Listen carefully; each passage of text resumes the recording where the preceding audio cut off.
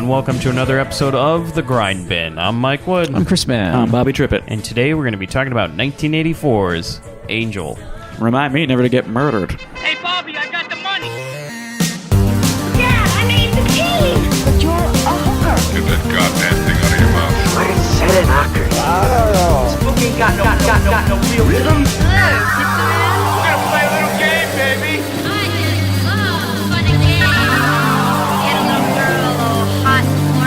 This is Los Angeles. How the hell would women live? I'm horny. And maybe Daddy wouldn't have had to kill himself because he couldn't get it up anymore. What a shame. Come on, just step on the gas before we get green. And more. So guys, Angel, a Patreon pick from one of our longtime listeners, one of our original listeners, one of the Grindbin 4. The Grindbin 4. As he will be known in the court trial. Yeah, I'd say we got Sean, David from Australia. Yeah. Chuck? Well, Chuck is the... Bury the lead, I was trying to man. think of the other one. Sorry. There's got to be 3. There's got to be... Oh, I don't know who else was right there at the beginning. I can't say It's really Randy the was right Grindbin at the 3. beginning. But the Grindbin 3, yeah. Chuck, one of the original members of the Grindbin 3, he is one of our bigger than Dugan level... No, he's Grindbin All-Star. He's Chuck a is the, Grindbin freaking All-Star. He is the Arn Anderson of this 4 horsemen that we're putting together, though there's only 3. Chuck, thank you again for your patronage, and thank you for suggesting the Angel series of movies. Oh boy, are we going down a weird place in cinema history. The Angel series. As I said previously, it was a trilogy. No, it's a quadrilogy. Yeah. Oh, man. It's insane. It's a trilogy in which there are actually 4. You know how it As works. suggested by one of the Grindbin 4, of which there are actually only 3. So If Chuck, that ain't Grindbin, I don't know what is. Chuck has infamously requested, what was it? We watched Dr. Jekyll. oh, Dr. God. Jekyll and Mr. Yeah. Wow. That was a Chuck Jesus. pick? Yeah, that was a Chuck pick. And he That was, also... that was a Chuck up Chuck. Yeah, real up Chuck. And he also suggested Night Patrol for the Blair Member. So we got Wood Whoops, we got Man Down, we got Hughes Choose, Trip It Trip Ups, and now we have Up Chuck. And an up Chuck, yeah. Oh man! So Dr. Jekyll and this, and well, I believe I speak for the whole show, and I say, Chuck, what the hell's wrong with you? Yeah. Well, I'll have to say, this is not an up Chuck for me. No, not at all. This Oh, is peak boy. Grindbin.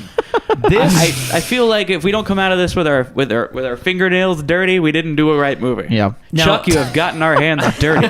Chuck, you understand this show. Like, you really do, because this movie is... We were talking about this before the show... Very close to Savage Streets in its material and tone. Oh, spiritual kin, no question. As Bobby said, it could take place in the same universe. Oh, definitely. It certainly takes place on the same street. Yeah. Which we'll get Jesus into it. Christ. Hell yeah. Oh, and I Chuck, feel, and we'll get to it later in this too. I feel like multiple Grindbin movies are weaving through this as it happens. yes, I think Van you're Nuys very Boulevard is happening at the same the time. chooch is rolling down the Yeah. street. Well, they refer to it as the Boulevard a lot in That's this right. movie, but it's Hollywood Boulevard, which, Chuck, you know is my favorite street in L.A. You know me well.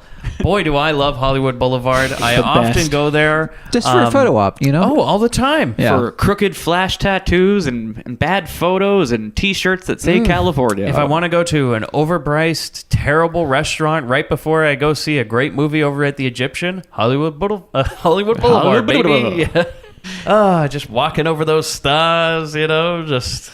and he What means a the life. homeless ones who What aren't a making life. movies anymore. Yeah. Yep. This movie shot in 20 days Wow. Oh, wow. with a budget... What they do with the other 15? With a budget of $3 million. Guys, this is where it gets crazy. All right. Angel was released in theaters What? in the U.S. by New World Pictures on January 13th, 1984. A day that will live in infamy. Wow. We're close to Savage Streets. Yeah. Guys, the film failed to open in the top 5, yet grossed $2.2 million on its opening weekend. And the film managed to stay in the box office top 10 for several months. How the hell? What? becoming a sleeper hit and eventually earning $17,488,000. Wow. It was New World's highest grossing picture of that year. That's unbelievable. So this movie is not an unknown nothing movie. For 1984, 17 million. It was a bona fide Jesus. sleeper hit. Wow. It's odd because no one talks about it now. Well, I think there are things we want to forget. Like, Oh, certainly. this is our parents all decided we'll never speak of this. They were like, man, that was real fucked up. We Man. shouldn't have went and saw that. This is like Freddy Krueger. Like, we can't let our children know that this happened, that we did this. It really is. It is. Yeah. We Never just speak gotta- angel we in just this gotta house. Bury Donna Wilkes. Get her out. Angel's dead, sweetie. We even took her knives. So the film's cult following led to New World deciding, well, we got to get on this angel train and make some more. Oh, man. So the second movie out of 4 starred Grindbin all-star Betsy Russell from Tomboy. Wow. In 1985, so right hot off the heels of Angel, they made Avenging Angel. Oh, man. These are coming fast and Hell loose. yeah. And then Angel 3, the final chapter in 1988. And then Angel 4, Undercover in 1993. And they were all failures. Now, as I course. understand, in Angel, the final chapter, Corey Feldman kills her with a machete. Yes, how I did knew you it. know? Oh, my God. He dresses as her to confuse her, and Yeah. then just starts wailing on her with the Oh, my blade. God. Yep, you called it. That's. I know my final chapter as well. Yeah. So, guys, this movie was written and directed by Robert Vincent O'Neill. He made this and Avenging Angel, but not 3 or 4. So, I think maybe the quality slipped a little. He told his story in 2. Yeah. He made a movie in 1970 called The Psycho Lover, and a psychiatrist plots to murder his wife, but with a new twist. He will brainwash a patient he is treating into committing the crime.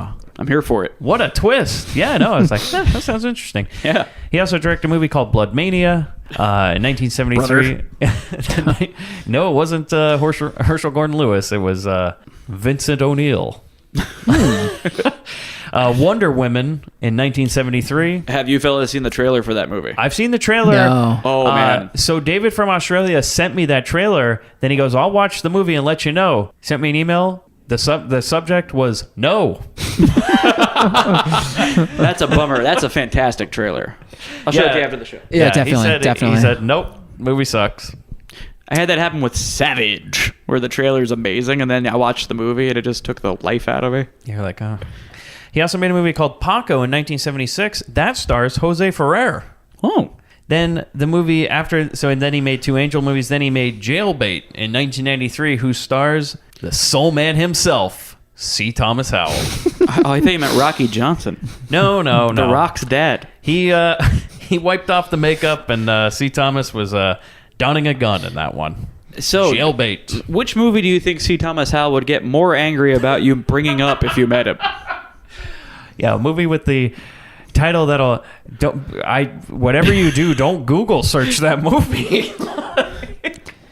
I don't think he's looking that up a lot. Like, if you bring up Jailbait to C. Thomas Howell, he'd be like, have you guys seen Soul Man?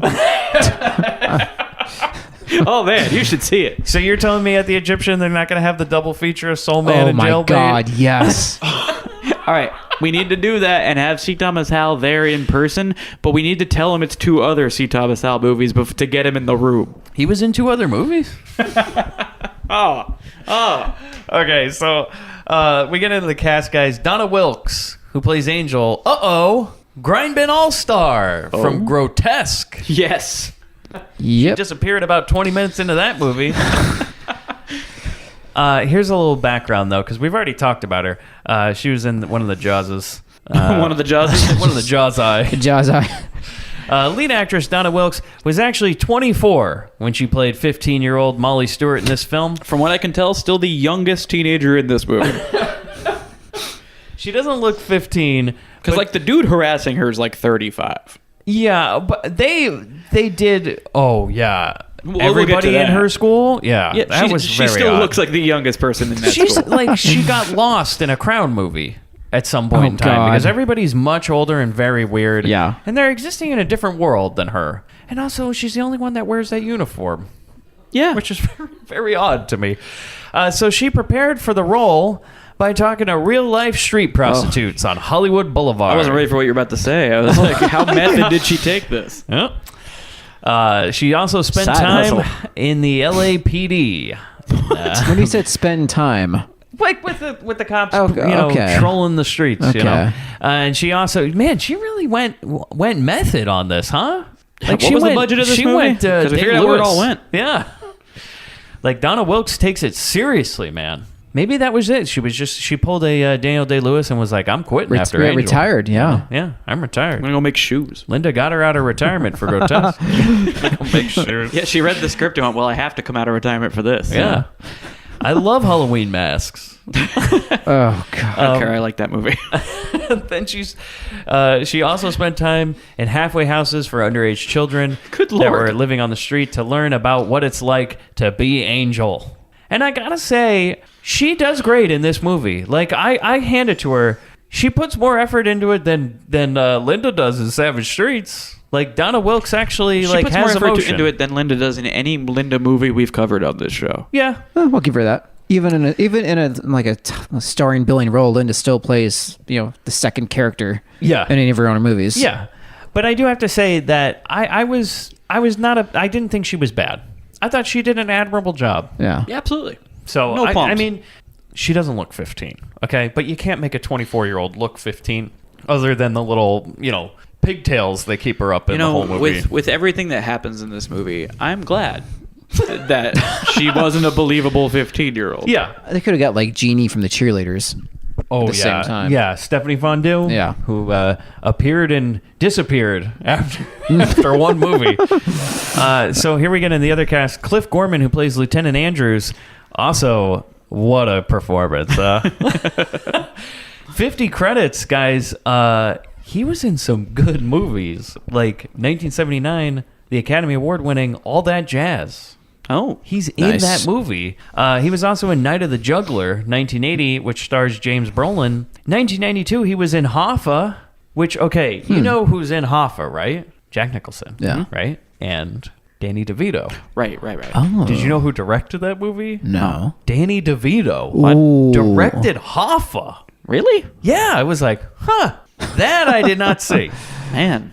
Matilda, Death the Smoochie, I was going to say, I can see that. Is that Yeah. why Hughes took Matilda? He's like, well, I want to work with the guy who directed Hoffa. Yeah, Hughes was supposed to be Mini Hoffa. He was supposed to be Baby Hoffa. Hoffa Jr. Yeah. They were going to bury him too,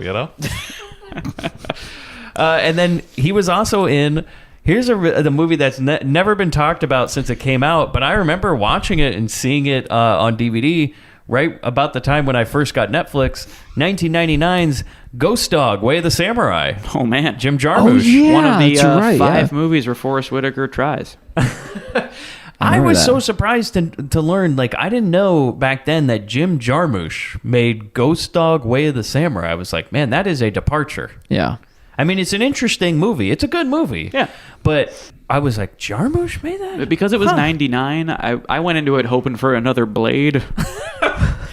No, it's a little more... I was a little disappointed. like But if Blade did poetry. yeah. Yeah. Ghost Dog's a good movie. Yeah. I mean, well, from when I saw it back in 99, but I'm sure it holds up. Everything does. So, Susan Tyrell, who plays Solly Mossler, which is the Great most name. confusing fucking name. Because it's like, well, we already got a character named Molly. How about Solly? Okay. Originally, the script had a character named Fofali, but we cut that out. Was that May's original name? Longtime actress, 78 credits, some very interesting ones. She actually was nominated for Academy Award in 1973 for Best Supporting Actress in Fat City, which is a movie I have not seen. Yeah, that's where Sylvester Stallone plays a sheriff. Oh, well, I haven't Oh, seen no, that's it. Copland. Yeah. Sorry. He put on Zing, a lot. zing, He put on zing, a zing, zing. real weight for that film too.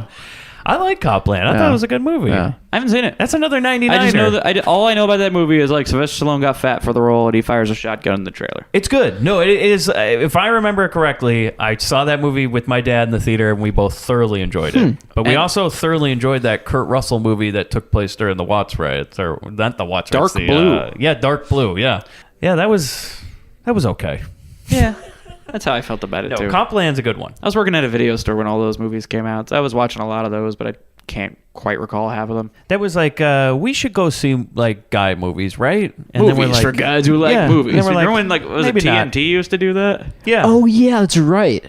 What would they show? Like the edited version of like Rambo. And like fucking over the top every other Tuesday. Oh yeah. Because they always had that, TNT presents movies for guys who like movies. And Yeah. they'd always show like 5 different clips of Stallone going, Yeah. in some movie. Or Major League. Yeah. Yeah. Or like Brandon Lee doing a straddle split in his underwear, for men's men. Time Cop. Yeah. Time Cop. Mm-hmm. I remember my dad going out and seeing Demolition Man in the theater once with his friend. Oh yeah. It's the guy who owned Captain Ron he saw it with. So. Oh boy. So 1977, she was in Islands in the Stream, which is a movie starring George C. Scott. She was great also song. in, here's a crazy movie, 1980, Forbidden Zone. Oh, Yeah, she's in that. that's cool. 1983, guys, a movie by a Grindbin all-star, Fire and Ice. She was a voice in Fire and Ice by Bakshi. Okay. Wow. She was also in, have you seen this one, 1988, Tapeheads? Tapeheads. I know the title. I don't. Yeah. I I don't know the film. I randomly own this on DVD because I found it in a Blockbuster one day Your in the apartment is mostly $5 bin. DVDs. Yeah. Oh God, I got rid of a lot of them. I think Tapeheads might have been the one of those unfortunate got rid of it. It stars John Cusack and Tim Robbins. Huh. And you would think the last would just start from the beginning and never end, but they don't. They don't. And then she was in 1990's Crybaby, John Waters. Yep. And 1995, a movie we all loved as children, Powder, Oh God. No. about a white man, Was the that a- whitest man. Yeah. Do you think like Billy Corgan got his look from that in the late 90s? Yeah, he was like, I I want can't. to be Powder. The mere mention of that movie makes me cringe because of the behind the scenes. Oh yeah. Oh, it was made by Victor Salva, who made Okay. the Jeepers Creepers movies. He's a convicted pedophile Yeah, that's who right. did time. That's true. Woo! He did Powder after getting out of the clink, and And then made Jeepers Creepers? yeah. Oh, that's a whole rabbit hole, my man. Yeah. Because those movies are about that. Wow. Yeah, the subtext of Jeepers Creepers, it's all about pedophilia. And Oh preying my on young God. men. But we're not talking about Well, Jeepers Creepers right takes now. one to know one, Here's I the thing guess. about Powder, though. I'm about to fuck you up.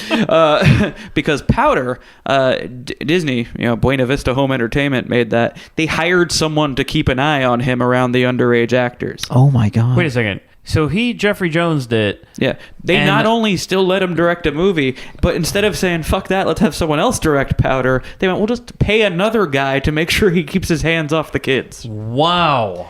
Holy God. Bobby, start the van. Dick Shawn, who plays Jesus. May. Just wrecked your night. Yeah, this is like what he did to us the other day with Robert Carradine. Yikes. Bringing the room down. So Dick Shawn, who plays May, longtime character actor with 64 credits, including It's a Mad, Mad, Mad, Mad World, the producers, and Batman and Robin Oh, as man. the character of Snow Miser. Somebody got him to dress up like a woman in 1984, and he was all for it. And man, I gotta say, Dick gives it his all. It's one of the better performances in this movie. It No lie. is. I was like, man, this guy really just ran with this. And he's as a viewer, you roll with it, and you're like, "Hey, all right, cool. I like this character." and then guys, one last one, John Deal. The Killer is all he's credited as on IMDb. Grindbin All-Star. Jerry Lee Lewis, The dad from Mikey. fantastic. Amazing. Did you just beam when you saw him on screen? Well, he's in a lot of things. I heard he's presenting with Brian Bonzall at the Binnies. They're gonna come out together. Yeah. He wasn't also the guy in Joysticks, was he? I don't think that's the same guy. It might be. I wanna One of say them's in no. Stargate, and the other one's not. So, narrows it down. That is your clue for this week, listener. yeah. Send us a self-addressed stamped envelope. Yep. That's Top why I us the get them line. confused. So trivia, guys. The motel in this film is the El Royale Motel, which I've booked all of us a room at for the next recording. When we do Avenging Angel, we're going to record right from one of those rooms On Cool. location. at 11117 Ventura Boulevard, Studio City. Fantastic. Most of the film was shot at real locations on and around Hollywood Boulevard. That's what they wrote, and I go, yeah, no shit. Question for that recording, Mike. Are we going to record dressed as schoolgirls or hookers? A little both. Yeah. All right. I'm going to go naked as the killer. I like your style, sir. I'm going to be sucking eggs left and right. Been telling you to do that for so long. You're finally gonna. I think Chris should dress up like Angel. And Bobby, you dress up like May. Perfect. All Hughes can be the lieutenant. This No, all makes actually, sense because we- man has the legs. I think we all know who Hughes would be. I think we all know Hughes is that John that we will get to. You know the one I'm talking about. The composer, Craig Safon, they just wrote this in there, wrote the score of this film in less than a week. Really? Just, pounded out that Casio. Yeah. Sometimes it comes to you. You just gotta flow out your fingers. The film premiered at the Hollywood Pacific Theater on Hollywood Boulevard, and a fact sheet inside the theater prior to its closure in 1994 confirmed this, is what somebody wrote. Why would they keep up where Angel appeared? And people are like, oh, let's just turn around.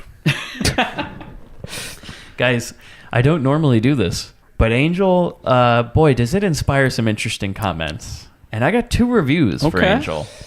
The first one, we'll get to it. 10 out of 10.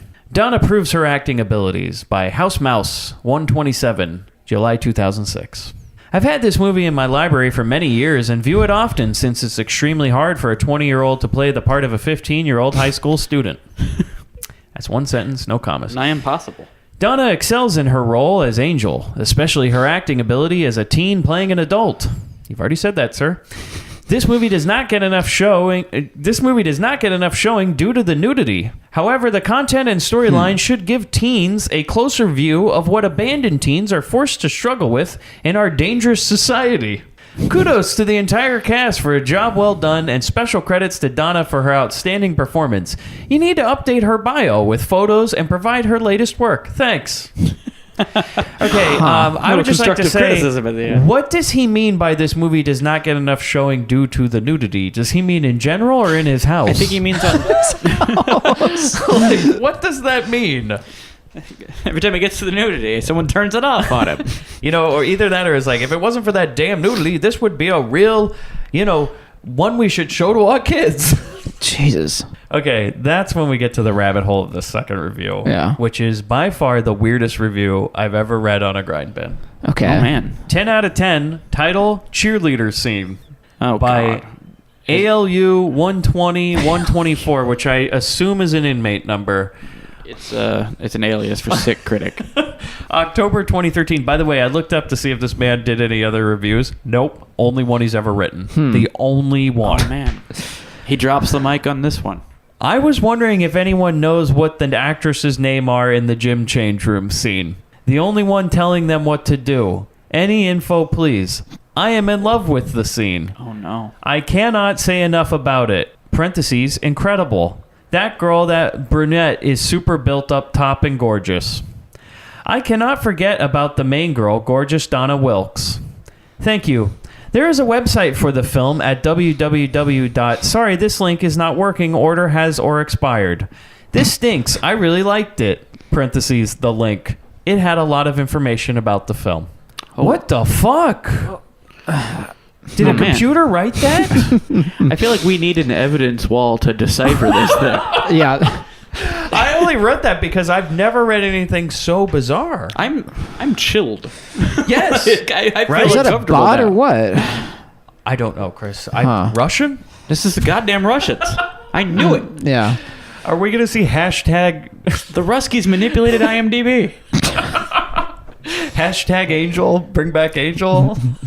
You guys, you realize what this means? They're trying to tamper with the binnies. That's right. That's I right. feel like there's some tampering going on. We gotta watch out. Call Mueller. Get Mueller on this. Oh my God. What's that ringing? Oh my God. Mueller? He's on the phone on the bin? All of a sudden you go to grindhousefilm.com and it says the FBI has seized this. The phone, you just hear it clicking, but there's no actual person talking. Like, hang it up, hang it up. We're all gonna go away for this. The way Mueller looks, I feel like he's he's kind of like Shadwell in Psychomania. Like when he shows up, you're like, oh no. Like I bet he wears that trench coat and everything.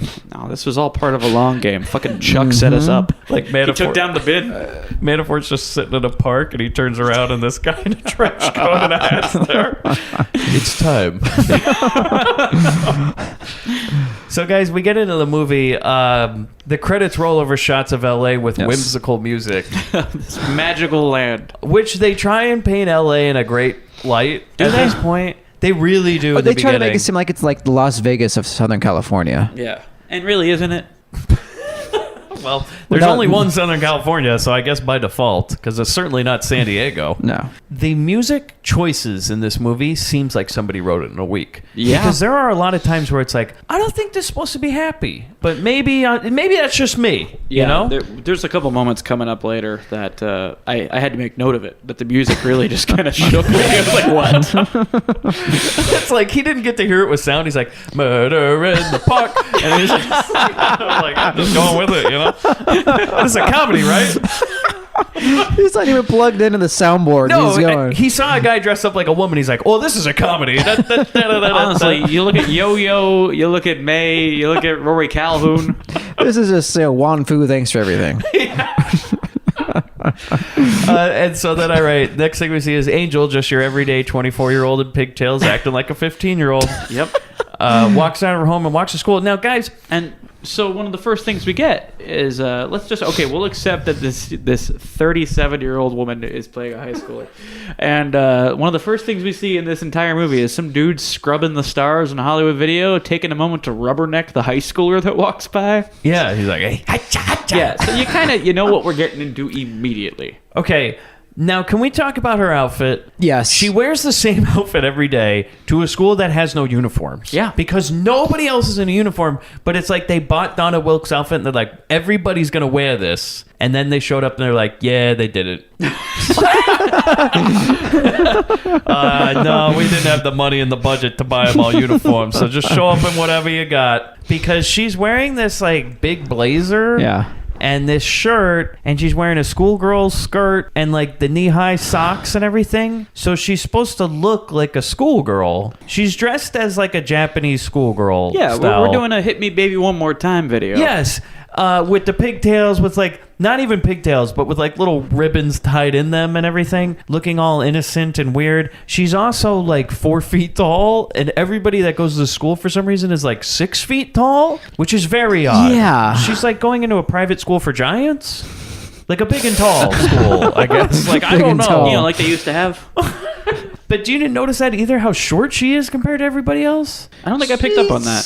She's pretty small. There's I mean, yeah, multiple she's scenes. short. I didn't really think that she was drastically shorter than everybody else. If you watch a scene where she's with the other girls in her class, either they're all standing on apple boxes or she's just 2 feet shorter than everybody they cast because they're all towering over her and she's at like breast height for the other girls. It's all forced perspective. It's like hobbits and wizards. But it does is it gives you a sense that she's younger. However, they're supposed to be her classmates, so Yeah. I don't understand. So she's supposed to be 15. She gets on a school bus, which, by the way, what school bus picks up people on Hollywood Boulevard? That, to me, was the I've most never troubling heard of that before, aspect of ever. that. Yeah, I Unless- don't know anybody who went to high school, Uh, who went to Hollywood High. Hollywood High, which is a real high school, Yeah, by the way. and here's the thing about that, though. For anyone who hasn't been to Southern California or been to that area, Hollywood High is walking distance from Hollywood Boulevard. Yeah. If you hop on the school bus, you're there in 30 seconds. There's no reason to hop on the school bus. But she goes to a private school, is what's established. That's true. And you can tell because the interiors are a college campus. Yeah, actually, it looks like Mount St. Mary's, which is where they filmed the OC, and I'd done projects where we actually filmed there. Oh, okay. yeah. And so it Because that was one does thing I picked up on when they look to show her me- in class. I'm like, this is no high school classroom. I Yeah. know. This looks like the set from Teen Summit. Mount St. Mary's is like a college on a hill in LA, and it has great views. And that's why for the show The OC, they're like, we'll just film it there because it looked like good, you know? Look at all the It'll look sun. like good. Yeah, look good. You know, Look you at see that. the LA. And That's why they call it the OC, that's, baby. That's not Orange County, but whatever, who cares? Hey, you know what? It doesn't matter in fucking Montana. Maybe that bus. Maybe like the kids at Whitney High had a gig. Yeah, maybe. So we get on the bus, and I write, she watches the other 20-year-old high school students talking. They don't seem to be in this ridiculous uniform, is what I write. Why is she in a uniform? Because it's a dream sequence. This is like Nightmare 2. Bus drivers suddenly got the Freddy glove on. Oh, yeah. Now we're out in the desert. So then we go to school, and some nerdy guy hits on her and asks for a like date. Napoleon Dynamite trying to get it. Yes. And He's like, give me some of your tots. and she goes, no, I'm too young. My mom says I can't date. I'm too young. And he's like, gosh. She's kind of dressed like the girl in Napoleon Dynamite, too. She had the side ponytail. Yeah, totally. So then we go to Angel at home, and she's putting on her hooker uniform. And to we go were out. spending so much time on this. Like, it felt like a YouTube tutorial. I know, it's a long I'm like, time. I feel like I know how to apply makeup because of this part of the movie. So here's the thing that makes this movie I so do that. interesting, is that it tries really hard to be a real movie. And it's like, there are multiple points where it's like, no, this is emotionally like powerful, and you should see the transformation. Oh, God. It's almost like the director is like a foreign director to me. It's like, This is like John Rad moment. see the transformation, in the mirror. It happens a lot. You find these directors who are trying to straddle grindhouse and art house. Pick a Like, side. man, was this this is a dirty movie. It This is. is a sleaze fest. And you think, like, at first you're taking it seriously, and then, man, when we get to LA at night, holy God, does this movie go down just a fast slope. It's basically a Savage Streets that isn't self-aware. Yeah. Definitely. Yeah, Because definitely. Savage Streets knew what they were doing. Like, Yes, when they hanging rewrote it, They were yeah. hanging out in Tromaville.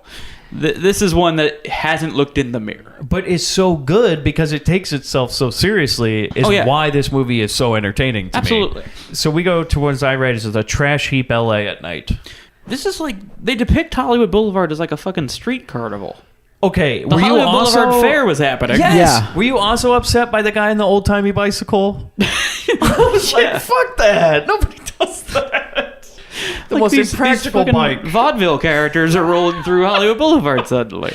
Like And maybe that's what it was the like giant back in front 84. wheel, the giant Yeah. front wheel, the tiny back The wheel. I say, that Phineas. nobody in history has ever ridden.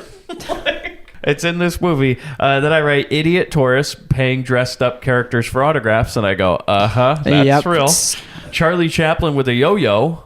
Who we will know as Yo-Yo. Yeah, the little tramp with a yo-yo. Sure. Just like Charlie Chaplin used to do. At first, I thought he was a talking mime with a yo-yo, and then I saw that Chaplin mustache, and I was like, oh, okay. Because mimes don't talk, sir, or don't even have the yo-yo. That's kind of the joke. He's ruining the Yeah. whole thing. Yeah. But this is also where we get our first glimpse of Kit Carson, Oh who God. is actor Rory Calhoun, who you may know from How to Marry a Millionaire, which is a great film. I don't know what Rory Calhoun's doing at this point.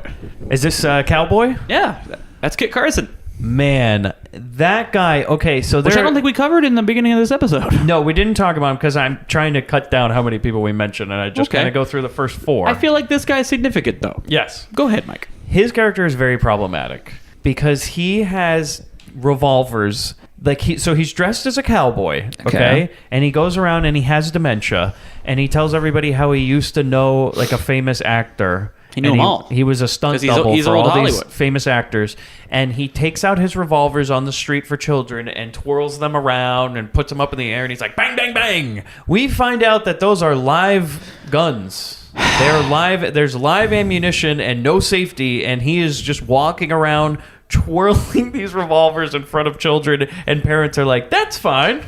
But this guy's like a poor man Sam Elliott. Yeah. The way he kind of looks, And it's like very in much like so. It's Big an odd Lebowski. choice too. That Hollywood Boulevard is known for people dressing up as Superman Yeah. and one of the Transformers and all the other bullshit. To get pictures. This guy's dressing up as a historical figure, like Yeah. a frontiersman from the mid 1800s, like a real person who existed. With guns. Yeah. Yeah. It's like I've told you when I saw a man dressed as Frank Zappa when Hughes and I were going to LACMA, who got arrested Yeah, for you waving did. a gun Right. around. Yeah. That's what this man's doing, but he's endearing to And children. as we learned in Up Your Alley, if you're just pointing finger guns at everybody, you're gonna get beat up by the cops. Yeah, so you might as well get real ones. So, you know what? It's the only way to defend yourself. So then we see other things like police arresting the various creeps, religious people. You forget your first introduction of the Hare Krishnas, which is not something that exists in modern day anymore, but certainly back then. Well, it ended. I thought it ended at Dawn of the Dead, and now apparently there were a couple left over who didn't get turned into zombies. All I know is the last time I ever saw them was in like the original Grand Theft Autos, the top down, when you could run over a group of Hare Krishnas, and that was the last time I ever saw them at anything. Yikes! That's It's funny. You got a bunch of bonus points. So. Oh, wonderful. So then Angel's walking around. That's when we get Cowboy. Oh, no. Oh, no. Oh, no. Were you about to bulldoze hillbilly truck surfing? Absolutely Damn not. you. So, Bobby, please set up the scene. I have the exact lines. Oh, good, because I want to hear it. But yeah, we have this pickup truck comes through.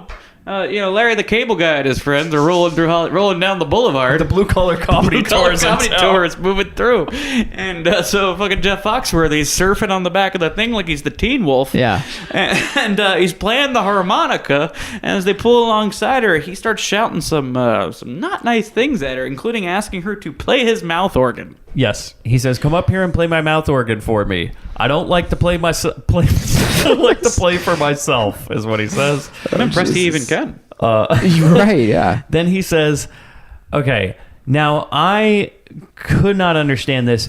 It's a real Beach Girls scenario where some guy kind of yells something real quick and you don't really know what he says. I played this back on 0.25 speed to try and pick up what he said. Reverse Hughes. Yes. Oh. This is what I have. Something about if she pissed on a Hollywood star, he wouldn't diddle her with her daddy's dick. Yeah, that's right. And I was like, what? What does that even mean? Like, you're doing this right. That's what that means right there. I don't care where you come from. That's funny.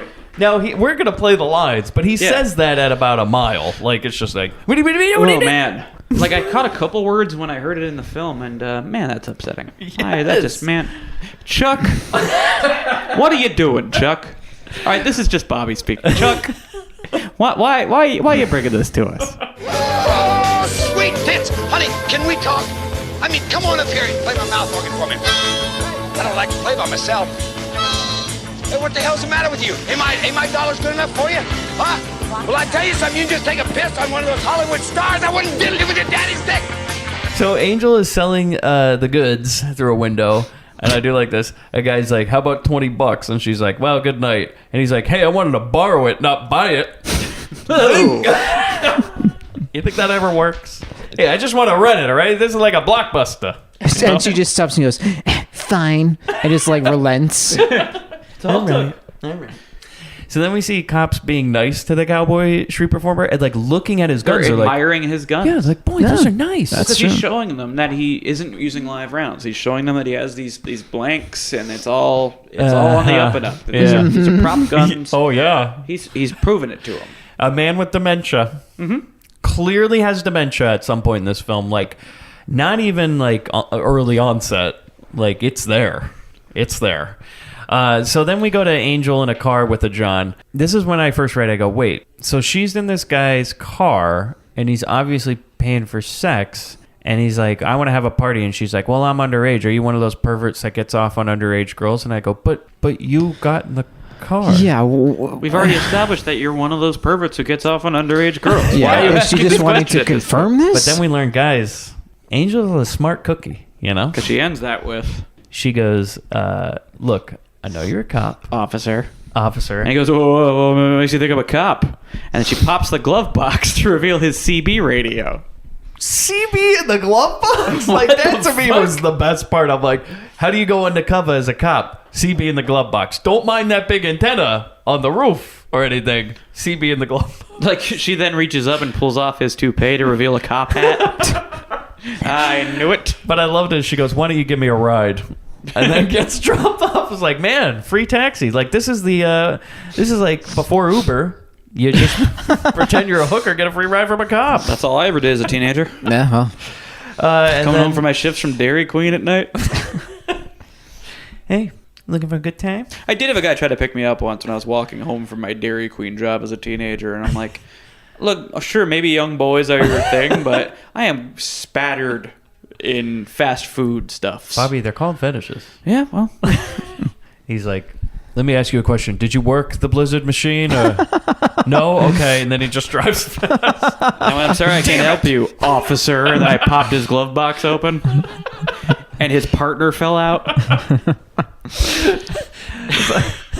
So then we go to Angel hanging out with her friend May, who is a man that dresses up like a lady. And that's I don't there's sort even of a know- rescue that happens here at the end of this exchange when she gets out, and May shows up to kind of take her away from this horrible cop. It's sort of a drag queen ex machina. Yeah. Yeah. Now, like, you can't necessarily call him trans because he's not at all. It's just a man dressed like a woman. Yeah, it's a drag queen. Yeah. So, guys, this is when we get introduced to, like, so May saves Angel from the cop, and then we get introduced to the lieutenant.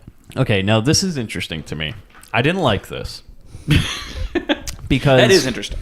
the lieutenant has an ice cream cone, and he's sucking down this ice cream, okay? Because as we learned in The Ice Cream Man, cops fucking love ice I cream. know, they love it. Everybody's been getting it wrong. It's not donuts, it's ice cream. Also, what's the Edgar Wright movie? Oh, Hot Fuzz. Hot Fuzz. They're eating fucking ice cream. There you go. Cops love ice cream. But this is what was disturbing to me, is that this is our first introduction to one of our main characters, and he walks up to a cop on the beat, and he goes like, he's licking his vanilla ice cream cone, and he goes, hey, tell me all about them hooker murders. And he goes, yeah. Well, he's licking it, like, listening to all these things, like, yeah, we found another one, body parts everywhere, you know? The beat cop's like, well, what do you think? And then he just rattles it off. He's like, you know, he's obsessed with his mother, he's missing her, you know, he touches himself, he sucks eggs, and he basically describes exactly who the killer is in this movie, because there's absolutely no doubt on who the killer is. They just, I guess, read Mindhunter, the book, and just said, yeah, that's our guy. Right. And just Basically, wrote yeah. down every stereotype of a serial killer and took it into this movie. It's pretty problematic, too, the stuff that when he's listing off the things about it, he's like, yeah, we know he's a necro, he's probably bisexual, he's possibly impotent.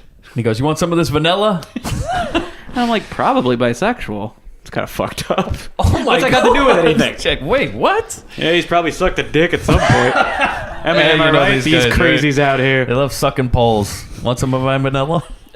Anyway, share this ice cream with me. I'll hold it. So Angel and May walk by, and then we get the comment salt and pepper thrown out, which I was like, oh, okay. May and Angel walk by, yeah, salt and pepper. Lieutenant asks this other cop, he's like, he goes, hey, you want to like get a promotion or something? And he's like, yeah. And he goes, here, throw this away for me, and hands him his cone and walks away. And I was like, okay. So then we go to the killer's house, and this is, like we said, just straight out of the book Mindhunter. It is every stereotype of a serial killer rolled into one. We're doing nude crunches in a dark room. Like on a piece of plywood with a string that he ties his feet to. Yeah. He's kind of rigged his own workout equipment. That's true. Yeah. Hey, I respect that. Yeah. Do you know how much a fucking one of those what was they the Flex? It's like he saw the commercial for Bowflex. He's like, can't "Fuck afford that. that. And he goes to Home Depot and he's like, you got any plywood? With Los Angeles rent? Are you shitting me? I'm not buying a Seriously. Bowflex. Oh man. What am I, Sonny Chuba? I can't afford that shit. I love the killer in this movie. He is like, if you've ever seen the movie 10 to Midnight, they do kind of like a more sophisticated, believe it or not. I can't believe I'm saying that in terms of 10 to Midnight. Sophisticated take on the same killer. This guy is just like, he doesn't even talk. He's just a stereotype serial killer. It's like any disgusting trait they could have, he's got it. He doesn't even give himself a fancy name like Evil. No. No. I feel like, yeah. Because he's more a force of nature. He's a shark. He's very animalistic. I in that actually sense. like it. Like, I like that he's just so bizarre and weird. Because we never, at any point in this movie, we don't really sacrifice. Well, never mind. I gotta take that back. I was gonna say like he never stops being intimidating. By the time we get to the end of this movie, it gets a little silly. But So we go to Angel and her friends at the diner. Okay. Now, the hookers, they have a little late night snack. Okay. Because there's nothing worse than being a hooker on an empty stomach, I guess. You know? that's your takeaway from this episode, listeners. I was concerned about it. I was like, really, in the middle of a shift? Like, maybe that's like an after type of thing. Like, it doesn't seem like go eat a bunch of greasy food while you're still working. Just saying. Like, maybe not the best choice. You're getting a little gastrointestinal discomfort. Yeah, while you're what on the I'm thinking. clock. Yeah. And so Angel's I like, mean, yeah, telling what if you everybody, get tagged for anal? You know, you're just like, oh, fuck, I just had... not tonight. yeah. I had onion rings. Look, all right, I will, but I gotta take a 10 first. Excuse me. Regulations state that I have to take 10 Yeah, minutes. shit, chicken Alfredo. So If you don't want a second thought, I'll come back tomorrow. Angel starts telling everybody this story. She's like, my dad used to install those stars on Hollywood Boulevard. He used to put me on his shoulder and we'd see the celebrities. And everybody's like, yeah, we don't care. Can you shut up? Is basically what happens. And nobody cares or believes her. And then the diner owner, I love this. So there's this diner owner guy who seems like just like a guy who would own a diner on Hollywood Boulevard, by the way. Central casting, baby. And he comes up and he's like, this diner, this boulevard used to be something. Now it's shit. It's a shithole. And He's I'm not wrong. Thank you, sir. Thank you. Somebody finally says it. And I said, I'm glad to see that 30 plus years later, it's still a shithole. Consistency. Nothing has One thing we can changed. count on. Yeah. If you want to know what Hollywood Boulevard's like today, just watch Angel. It's the same thing. And you know what? That to the West Coast's credit. New York was a shithole back in the 70s and 80s. 42nd Street, deadly place to walk down. Now, it's nice. They've changed things. Times Square, you can have a little picnic out there. The hipsters have rolled through gentrification. Everything's all bright and shiny and artisanal. Hollywood, though, sucks just as hard now as it did back then. Oh, God. Yeah. So Who's keeping it real and who's fake as shit? There's no Red Lobster and Guy Fieri on Hollywood Boulevard. So suck it, New York. Then the diner owner gets mad at a Murray Langston who's hanging out. I think that should just be our new term for a homeless person, is a Murray. Not a street rooster. Street rooster. Sidewalk Santa. By the way, this guy ordered a soup. Like, the homeless guy is in the restaurant eating a soup that he ordered. Yeah. And the guy's like, look at this fucking guy. He's all dirty. He's like, sir, that's a paying customer. Like, I'm just trying to eat my soup here, man. fuck's sake. And so then they talk about hooker murders. Like you do. Yeah, and they're like, everybody's scared, even the Johns. And that one I didn't understand. I'm like, why would the Johns be afraid? If the killer comes for a hooker while you're utilizing her services, he'll probably take you out guess too. so. That makes sense. But they haven't found any dead Johns, so. No. Yet. Yes. Yeah, you're right. I'd be worried. So then even the hookers... Okay, now I'm going to call this girl Tahiti. Okay. Because this one girl goes, boy, I just want to get out of this town. And I write, then leave. It's not Like, that you've easy. made it. This is LA. Like, this is the big city. You've made it. It's where you go to make it big. Yeah, so just go. Like, trust me, we don't need you.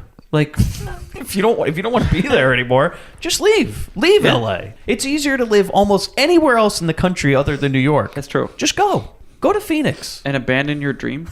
Yeah, just go down to San Diego. It's much easier down there. Just go. Nicer clientele. Yeah. Nicer climate. It's like, Yeah. It's like if you don't like LA, just leave. The Johns are friendlier in San Diego. Yeah. I know it was cheaper. That's Mike's but- message for the episode. Yeah. I know it's cheaper back then, but relative, it's still expensive. It's still a city. If you don't like it, just go. And so then she's like, As Mike has always said about many things, if you don't like it, get out. yeah, that's me. I'm trying to lobby real hard that we can just build a wall around LA. God. Okay, so she says, I want to go to Tahiti. And May says, it's because the men use their dicks for oars. And I write, what? I'm like, May, I understand you're the one-liner of this group, but that one, I don't get it. Yeah, I mean, in Tahiti, it's just a bunch of men falling off boats. Is that what it was? Yeah, is it like that, or their dicks are so big? Are you seriously asking me this, Mike? Yes, that's what she means. The dicks are so big that you just flop it over the side and just go like that. For those of you listening to the show, Mike is pantomiming, flopping his gigantic penis off the side of a canoe. And spinning it Yeah. like a baton against his, his like waist. he's- like he's like working you're in the the beat. color guard, you Yeah, know? yeah. Yeah, like you spin batons in the color guard. Then the hooker gets all mad. It says, God damn it, May. Those dead girls aren't even cold in their graves yet. You can't stop with the jokes. Who could talk about dick at a time like this? And May says, you ever hear anybody whistle in the wind? And I write, huh? Again, May. You ever dance with the devil in the pale moonlight? You know, These are like just cryptic it's little like riddles. maybe a few open mics. Yeah. You know, you got to get this material, polished. She's pulling some Karate Kid shit here, man. Yeah. Then they leave the diner and get back to work. That's what I write. Nothing worse than a hooker on an empty stomach, right? So True. Charlie Chaplin with Yo-Yo and Cowboy. Okay. Yeah, Yo-Yo and Cowboy show up. So he's flirting with one of the hookers. Yo-Yo is hanging out with Cowboy, and then Cowboy leaves. And Yo-Yo's flirting with one of the hookers that we're only going to meet for a few minutes. We'll call her Headband, okay? Because she wears a headband. And he says, "How's business?" And she says one of my favorite lines in the movie, kind of like a yo-yo, up and down. Hey. Hey-o! And then he says, "Let me show you this new trick." Did anybody else love this part? When he just bends down and like a magical being comes up with a fucking top and puts it in her hand, and she goes, "It's beautiful. It's beautiful." And I was like, that is a top It's all it is. Yeah. from like a quarter store. Right. Like, she's got a hard life. Well, It's still the it most beautiful was- thing she's seen. It was an impressive presentation that he gave her. Yeah. When he gave it You to mean her. He's a when performer. When he put the top on the dirty boulevard and Yes. then put it in her hand and said, "How about that?" She's had dirtier things put in her hand. Yeah. There you go. It's really, it's a step up for her. And by the way, jazzy music is playing A Tender Moment. It is. It's really nice. We're just, all we need now is her to show a picture of her girl back home. And then, I don't know where this is going. yeah, but he gives it to her, the top. The tip. yeah, Just the top. he gives her just the top. I like that. Then they set a date for later that night, and then I wrote, "Do you guys think, like, did he misunderstand it? Is he going to be paying?" for No, that he's like, date? "You're my girlfriend now. I gave you the top." Yeah. I think like later on though she'd be like, "Oh, I don't think you understood. Like, I'm on an appointment basis. Like, this isn't free." This isn't a barter service. Yeah, where I'm gonna need that top money. Yeah. He's like, "But I gave you that top." She's like, Well, you're not getting that bottom. Yeah, I'm gonna. But we'll never find out because the killer comes up and he wants some business. Then she takes. Okay, so this is where like so all the hookers rent rooms at this motel. Yeah. Yeah, they got a Okay. nice little summer camp going on. Yeah. It's like a real Camp Crystal Lake in the Sleepaway middle camp. of in the middle of LA. She wants to take him to a room, but he apparently can't even wait. They walk into the room and then he just grabs her and like takes her behind a Well, he wall. sees two other people walking by, Yes. and he doesn't want anyone seeing him. So what Other better than thing her. to do is when two people are walking by to grab a woman who's screaming And yank her into the shadows yeah, like yank Jack her into the the Ripper. shadows. Yeah. It's like maybe be a little inconspicuous, like because maybe if they don't think anything weird's going on, even if they find her dead later, they'll be like, "Oh yeah, I think she went in with the guy," but they'll never remember what you No. look like. Sure. I think his So- name was John. Yeah. So Hey, he's- can you do a sketch of what he looked like? And they just draw a dick. so he stabs her in the stomach while the other hookers are talking about getting their panties back that And, they left behind in a room. We, unlike a lot of movies of the time, this being an anti-slasher boom, they don't do this with any flair. no. This is dirty. This is brutal. Like, it's not fun It's to like watch. a New Year's Evil kill. Yeah, this is. Yeah. It's just Oh, a God, straight yeah. up. She's just getting shanked, and it's hard to It's watch. pretty brutal. Then we cut to Cowboy. He's doing gun tricks for children. Nice little transition. Which I was like, oh. And then May and Angel come up, and Angel sticks him up from behind. That's a real good thing to do to a guy with dementia, is pretend you got a gun on his back. Wouldn't it be great if he just spun around and shot Angel Just in the quick face? draw. It's like, oh, I did it again. I did it again. I did it again. And so they walk along the street with and then the shift's over apparently, and then there's a lot of like really problematic things where the cowboy goes like, "I knew your father really well, Angel," and Yeah. I'm like, this is weird. What did her dad actually do? He's a man of mystery. He's the most interesting man in the world. So then we come back to the killer, washes his hands like a good guy should. After you murder a hooker, get your hands clean. It's good to keep it clean. Yeah. Nice and neat. So Bobby, he goes inside. And well, he's made the bed with his new friend in it. And man, what happens next? Are we sucking an egg? Not quite yet. Okay, she's lying down. We have a tender moment. So Headband is lying down on the bed, and we get very tender music, Yeah. by the way. Yeah, I don't think our composer quite understood the scene. Again, he thought, like, he wasn't listening to the He's audio watching or this something. on 1.5 speed. He Yeah. thinks like a romance. Yeah, kind because of he thing. thinks this is like him courting her. Yeah.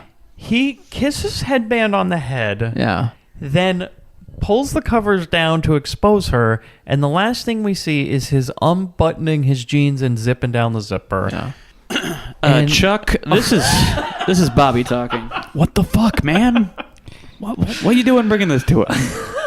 Chuck, we need to have a talk. This might be the first appearance of necrophilia in a Grindbin episode. You know, let's hope it's the last. I wouldn't even say it's necessarily implied, because we get, like, right up to it. Yeah, I don't. I think this will do as far as having a cold one with the boys. we don't. Zing, zing. Hey, we don't need this. I don't need this. So then we cut to, I did write my notes. They played sweet music during this part. What the hell? So then the cowboy drops Angel and May back at her home. And they talk to Solly, who's painting a picture, and her picture is a still life. If you want to call it that. She calls it fruit with gun. Yeah. Because it's just a bowl of fruit with a gun. And May Just responds on it. with, I call it shit. And this is what I wrote down in my notes May ain't wrong. that Angel hangs out with an eccentric LGBT artist in a cluttered upstairs apartment. Yeah. She's going to fuck a fish man later, isn't she? Maybe. So that's where this is going, right? Angel's Guillermo like- liked this movie. Angel has to, the remake coming soon. It's one of his 20 projects he's always got moving, is the Angel reimagining. So Angel has to get home and study because she's a real good student, guys. She's straight A, all right? Absolutely. So then we see she takes her hooker uniform off and she reads some old birthday card and a signed picture from her father, which I was like, whose parent just signs a photograph of themselves like, hey, catch you later, kiddo? She sent Dad $30 and he sent a glossy 8x10 with his autograph. Best wishes. The only time Reach I for the see my stars. father anymore is at cons. And He wanted to come out from behind his table. He's a real Brimley about it, Yeah. you know. You have to pay $30 just to see him. And so then she starts to cry. The next day, Solly shows up, and this is when we learn, like, there's this whole thing of Angel. Now, is she supposed to be fooling the audience? Because none of us are fooled. No, I think we're in on it. It's supposed to be implied that, like, her mother lives in this room, but she's an invalid because she, like, had a stroke and she can't get out of bed and stuff. And so she's like, oh, my mother can't move, but I'll go get her to write a check or something. And so Angel's apparently forging checks. You know, if we just had a couple Right. James Francos, this would be the deuce. Solly's the landlord, and, like, there's this big charade. We're just gonna mention it because it'll come up later. Yeah, it's a pop. And then the killer. We cut to the killer. Okay, this is when we get one of the greatest things I've ever seen in movie history.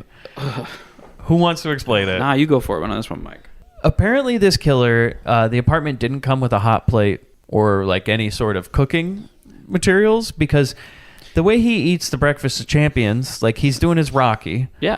But what he does is he takes a switchblade out, cuts the top of a shell of an egg, Just like puts a little hole in it. and then sucks the egg out of the shell. And we don't cut away from that And he at is all. he's making... You guys He's really having a think tender moment You with guys this egg. think he did this, right? Like, he The really actor? did this. No, I absolutely think he did that. Yes. Like, he sucks an egg. And I gotta tell you, him passionately sucking an egg is somehow more gross than the necrophilia from a moment before. Man, is this disturbing. I was more disturbed by this egg scene than I was by him making out with a corpse. So when I was a kid and I watched Ren and Stimpy, I believe it's like the log song. Yeah. There's a part when he says, I bet your grandmother sucks eggs. Yeah. I never understood what that meant. And I was like, oh, now I get it. Yeah, I mean, I've definitely heard the term "sucks an egg," Yeah, but I never thought, like, this and now is we've what it seen meant. what it looks yeah. like. And now I get why you insult people with that. Yeah. But I was like, this is a thing? People did this. Or did just John Kay watch Angel? Because I'm sure it's a movie he's familiar with. Undoubtedly, Serve it. as evident by the man with toast for a head who shows up later. So he sucks this egg while looking at a picture of his mother. And then at one Like you point, do. he flips out and shoves, like, cracks the egg all Like in his smears mouth. it on his face. And then, like, he's got egg on his face and shell in his mouth. And then he gives his mother a big kiss. Yeah, that's the picture of his mother. Yeah, To be I clear. was like, holy crap. I mean, It's I almost thought, like this guy's crazy. I thought Philip Seymour Hoffman in Happiness was bad. Oh my This, God! Yeah, man, yeah. Woo.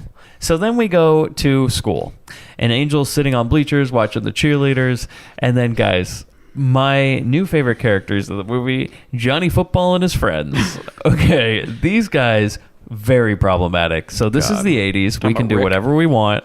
Well, I just call him Johnny Football. Sure, we can call him that. Okay. One guy, so I guess we can just call him like horny friend. He says, the quote, "You always talk about scoring. Here's one you haven't even touched." And then Angel appears. Then they run. Okay, here's the way they hit on women. He goes, "All right, you know the drill." And they like set up a football play, and then the horny guy throws him a pass, and he catches it in front of Angel, and he's like, "Yeah, you like that? Now you got to go on a date with me." A little something he learned from Joe Montana. And she's like, "Oh, yeah, I'm not interested." And he says something like, "Oh, no, I don't think you understand the game. Like, the game is that I catch a football in front of you, and then you jump on my dick." Right. He's got to score some points. Yeah. This is Screwballs. This is his victory parade. He's getting a cool 100. This is kind of like the Screwballs crew, to be honest. It's like a really upsetting, well, more so. Yeah. A different kind of upsetting. Yeah, like a realistic... It's a humorless Screwballs. Yeah. Which you could kind of say about Screwballs, Right. but... These guys are in their own movie. Yeah. Screwballs is an intense thriller. I would have liked it if she walked away at this point and he was like, no, Angel, I'm sorry. You don't understand the game. Hold on. Can we do it again? Maybe we'll run the play again. Are you into more like maybe a button hook play? Or Tell you what, you catch the football. By football, I mean my balls. She just stiff arms him. And not in the way he was hoping. she says she has better things to do in a way like she said a good one-liner, but kind of in the way that the screenwriter forgot to add in the better line. And they're like, fuck, we're filming today. Damn it. So then we go to the guidance counselor. So basically there's this character we're going to set up that appears in one other scene where there's this guidance counselor that like apparently her guidance counselor office is in like a freaking studio apartment. Yeah, this is like, it's like a private detective guidance counselor. It's like just saxophone playing. She's throwing cards in a hat when she walks in. She's got like fake plants all over the place and like bookshelves and like a cot in the room and stuff. You're just like, where are we filming? It's a real noir guidance counselor. So then we learn that this is a private school. It costs tons of money. She's all, Angel, I need to talk about, you have straight A's, but you're not in any clubs. What's wrong with you? And I was like, what guidance counselor would take a student aside and be like, look, guy, you got the 4.0, Yeah. but how about that football? I guarantee you, if you have straight A's, your guidance counselor doesn't give a shit what you're doing. Yeah. But Angel's like, well, I don't have time to go to clubs because my mom's in bed. And she's like, okay, then the scene just ends. Yeah. Cool. We have to talk about that because it will be established later. Yeah. Now we go to the motel. Okay, here we go. They're taking Headband out of the room. And at first, they're just bringing out bags, like red bags of stuff. And I'm like, oh, no, did he like cut her up? But then you see a full body bag. So I don't know what the other bags were. Now, here's the crazy thing. Okay. Yeah. So the little tramp's there. Okay. And he's crying. And the Silently. Yeah, he's crying outside the room, and the lieutenant comes up to him. He's like, "Oh, would you lose your doggy or something?" He's like, "What's wrong with you, little boy?" Man. And the guy's like, "Oh, I was supposed to meet her. We were supposed to go on a date and everything." And he's like, I love this. The lieutenant goes, "You got an alibi for last night, right?" Because he's like, I think we got our killer right here, guys. This Get one's the cuffs." open and shut. He's pulling out his gun. This is putting it back of his hat. Now, if this were Bronson, this movie would be over He already. fires the gun and does a little Charlie Chaplin up in the air, But he's got the gun back to his temple. He's like, you got an alibi, right, son? He goes, yeah. And then he says, yeah, I was supposed to meet her. And he goes, well, what do you got in your hand? And then the little tramp opens his hand. Yo-Yo opens his hand, and he's got the bloody top. Yeah, I don't know how that happened. I'm like, okay, did he sneak into the room and get his top back? Good question. Yeah, he'd have to have done that. Or here's the thing, they never talked about the killer leaving people in bloodbaths before. Oh, no. I started to get really scared to go like, Yo-Yo, was this like a if you can't have her, nobody can type situation? You know what I think happened is she gave back the top. And him, very frustrated, took that top and took out his frustrations on another street person. But it was very weird to In a see very the, slapstick Charlie Chaplin way. Oh I was God. like, how did you get in that room and why do you have that bloody top? That's the real story. None of it's here. adding up. And I was like, again, they didn't say anything about leaving a bloodbath. And suddenly I'm with you, Lieutenant. Shoot this guy. It's just for the best. And then we go to Angel at home. May comes to visit, and he's like, or she goes, yeah, hey, Headband's dead. And they're like, oh, not Headband, no. So then we go to a motel. The cowboy. I love this. So the cowboy's out with all these hookers and he's yelling. He goes, "Did anybody see in there? It's a fucking bloodbath." He doesn't want anyone to freak out. He says, "I'm sorry. It looks like a slaughterhouse." Angel and May show up, and the lieutenant addresses the crowd. He goes, "Okay, look, we all know you're hookers, all right? We're not going to arrest you for being hookers." And I love this part. He goes, "Stick to regulars." So he's encouraging the business. Yeah. Stick to regulars. Here's my business card. In case you see anything weird, call me. And for some reason, like, Angel's like pissed at him or something. She's like, "Why didn't you do more?" He's like, "Well, we're trying. He killed a lady. Any of you have any information?" You know, this is like the guy from our Herschel Gordon Lewis movie. He's just going to let these hookers keep going Yeah. to bait the killer. That's yes. Or he should have been like, "Guys, have you ever considered a three's all right with me or a buddy system? Like, maybe until this whole killing blows over." Like, make a lot more money. You know, you have somebody sit in the corner, maybe. Yeah. We have a specialist to explain it. Mr. Bronson, would you come in, please? All right, girls. All right, girls, what you're going to want to do is one of these. And he just pulls out a revolver. Spins the chamber. Actually, give the Johns this thing that I found. It's a vagina at the end of a screwdriver. Was this for jacking off? It's for jacking off.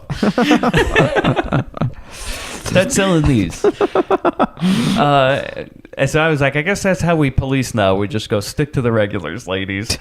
Then we go. That fits. If you've watched that television show, The Deuce, which they did a lot of extensive research of what actually was going on in the 70s and 80s around that with It's hookers true. and whatnot. The Yeah. cops, there's so much crime going on in that time period, and I'm sure it was happening West Coast as well as East Coast, that they would just, you know, we're not going to worry about the hooking right now. We're here to worry about the bigger crimes than that. So Yeah. you keep doing your thing and you don't do anything weird. You We're gonna do leave you. You do you. We're not worried about you right now.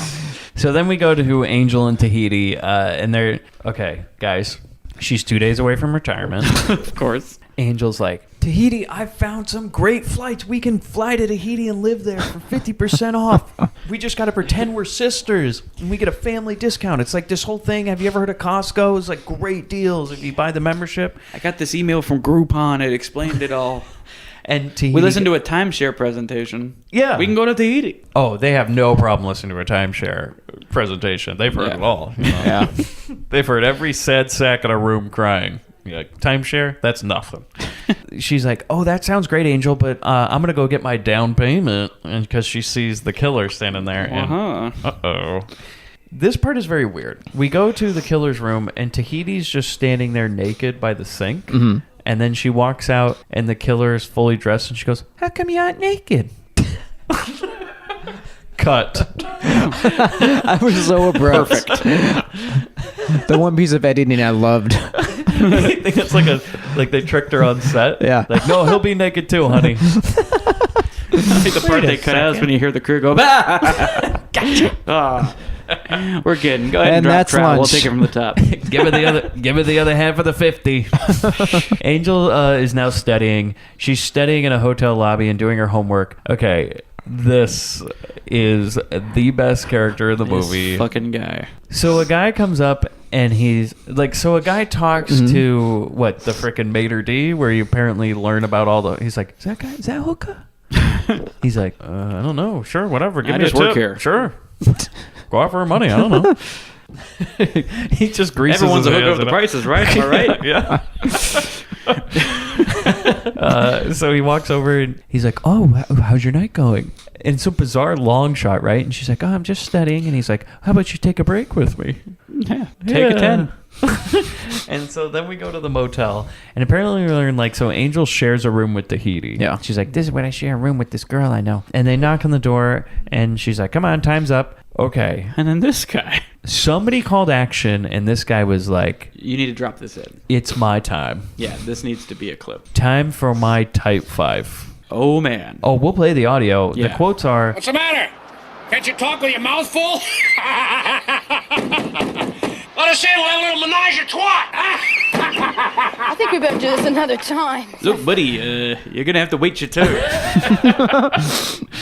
Angel doesn't like the comedy, though. So she's Does not like appreciate a it. Def Jam audience walks out. You know, she pulls the walk out on her. And Don't disrespect her art, man. he grabs her arm. Yeah. And he says, Hey, hold! You're not going anywhere, cunt. Go of my arm. And I'm like, okay, that is problematic. Yeah. But it's There also is probably never- the realest shit that happened in this movie. There is never a decade when that's okay. Yet. Yeah, we're heading there. We're almost there. What, you think we're just going to run out of terms? Jesus, have you turned on the television? I mean, we're about 6 months away from it. He says, you're not going anywhere. And I write, yikes. But apparently, okay, so then he apologizes and he puts some money down her bra. If you thought that was as bad as it got, as it gets, hold on. Yeah. Hold on, Grindbin listeners, guy's a because diamond. we are diving into the bottom. We are licking that dumpster by the end of this scene. And that could usually cost $200-300. Easily. Holy shit. We have met Murray Langston at the bottom. Yeah. He apologizes. He goes, all right, I'm sorry, baby. I'm sorry. When we opened the dumpster, we pushed aside Murray Langston, we pushed aside evil, and we found this guy. He apologizes. He goes, come here, baby. I didn't mean it. I didn't mean it. Puts a dollar bill down her shirt and says, Maybe just put a little smile on your face. Hmm? You better be 14, baby, or I'm gonna throw you back in for being too old. Now use your goddamn key. Jesus Christ. and I write, excuse me, Mr. Killer? I have a new target for you, please, sir. Hey, while we're at it, Mr. Director, call cut. This guy's taking it for a walk, and we don't need him to go there. You think he called cut? And he's like, Christ, man, what are you doing? I have a feeling he called cut and went, that was fantastic. That's exactly what we want. He's like, I'm usually not one for going off script, but you, sir, You have something here. bravo. You will be in the sequel. Okay. Do you think, like, of all the people that makes a cameo in the second one, This it's gonna guy? be this guy? I think so. So she opens the room with her key. They go inside, and basically what we find is there's Tahiti everywhere. She's just dead in the It's a bathroom. Tahiti explosion. And to the point you made earlier, this is some triumphant music for finding a body. Yeah, it's like. It's like borderline like Herschel Gordon Lewis style music that comes we on. got the color guards practicing in the room next door. Hail to the Chief's gonna come on next. And Youngman's going to come out and do a check five. Yeah. The one time when you do agree with this, John, though, is when he backs out of the bathroom and his mouth's agape, and he just looks at her and just goes out of the room, and you hear the car squealing off. You're like, He nopes the fuck out of he's here. like, nope. And that's a wrap on that guy. He's like got a towel wiping off all his fingerprints on the way out. Like, no. So then we go to the killer's room. Well, Angel finds Tahiti all over the place in the bathroom, and she cries, and it's like da da da da da da da. While she just weeps for her friend. And so, yeah, we cut to the killer. He's nude in like a basin. Yeah, he's in like a wash tub. Yeah. And he's washing Just up. like literally taking like a bird bath. He's doing like- like a gator bait wash. It's How we make this guy even creepier? Sponge bath in a metal tub. who hasn't been there? Like in the yeah. in the daytime, he's part of one of them washboard bands. You At know what, night, though? he uses it for his bath. he lives in a dingy neighborhood. Maybe they shut his water off. So he's got to do it himself. He's this- got no hot water, so he had to boil it and put it in a bucket. By the way, don't you love that this guy lives next to a neon sign outside of his window? Like, Yeah. it's so. Oh, God, Oh it's my God! like- It's so exactly what you would want. Yeah, they do nail that feeling. Oh, that, like, they get it so grungy, well. You want to take a shower after this movie. Like, I know where this guy lives. Like, there is this Hotel Wilshire. If you've ever been there, like, I went to a Been in the show the area. other day. Near Hotel Wilshire, which is great because somebody's built a building right next to it, and there's a neon sign on both sides, and the one neon sign is just facing the building, so it just Perfect. goes into the wall of the Yes. building. I love and they that. haven't decided to tear down the neon sign yet. They've just left it, turn it on at night, and it just shines back against a brick wall. That's amazing. This episode is brought to you by the Los Angeles Tourism Board. Los Angeles, hey, fuck you. But I saw that the other day. I'm like, oh, I think I know where he lives. Right on the Hotel Wilshire side. So then we go to the police station. Lieutenant's asking Angel all these questions. And she's like, I don't know. I just saw the guy for a second. He's like, does this sketch look like him? And she's like, I guess. I just... And he's traced his hand and drawn a turkey. Yeah. Says gobble gobble next to it. And then the lieutenant asks Angel, he's like, I brought my daughter to work. She makes great sketches, right? Does this look like him? She's like, I don't know.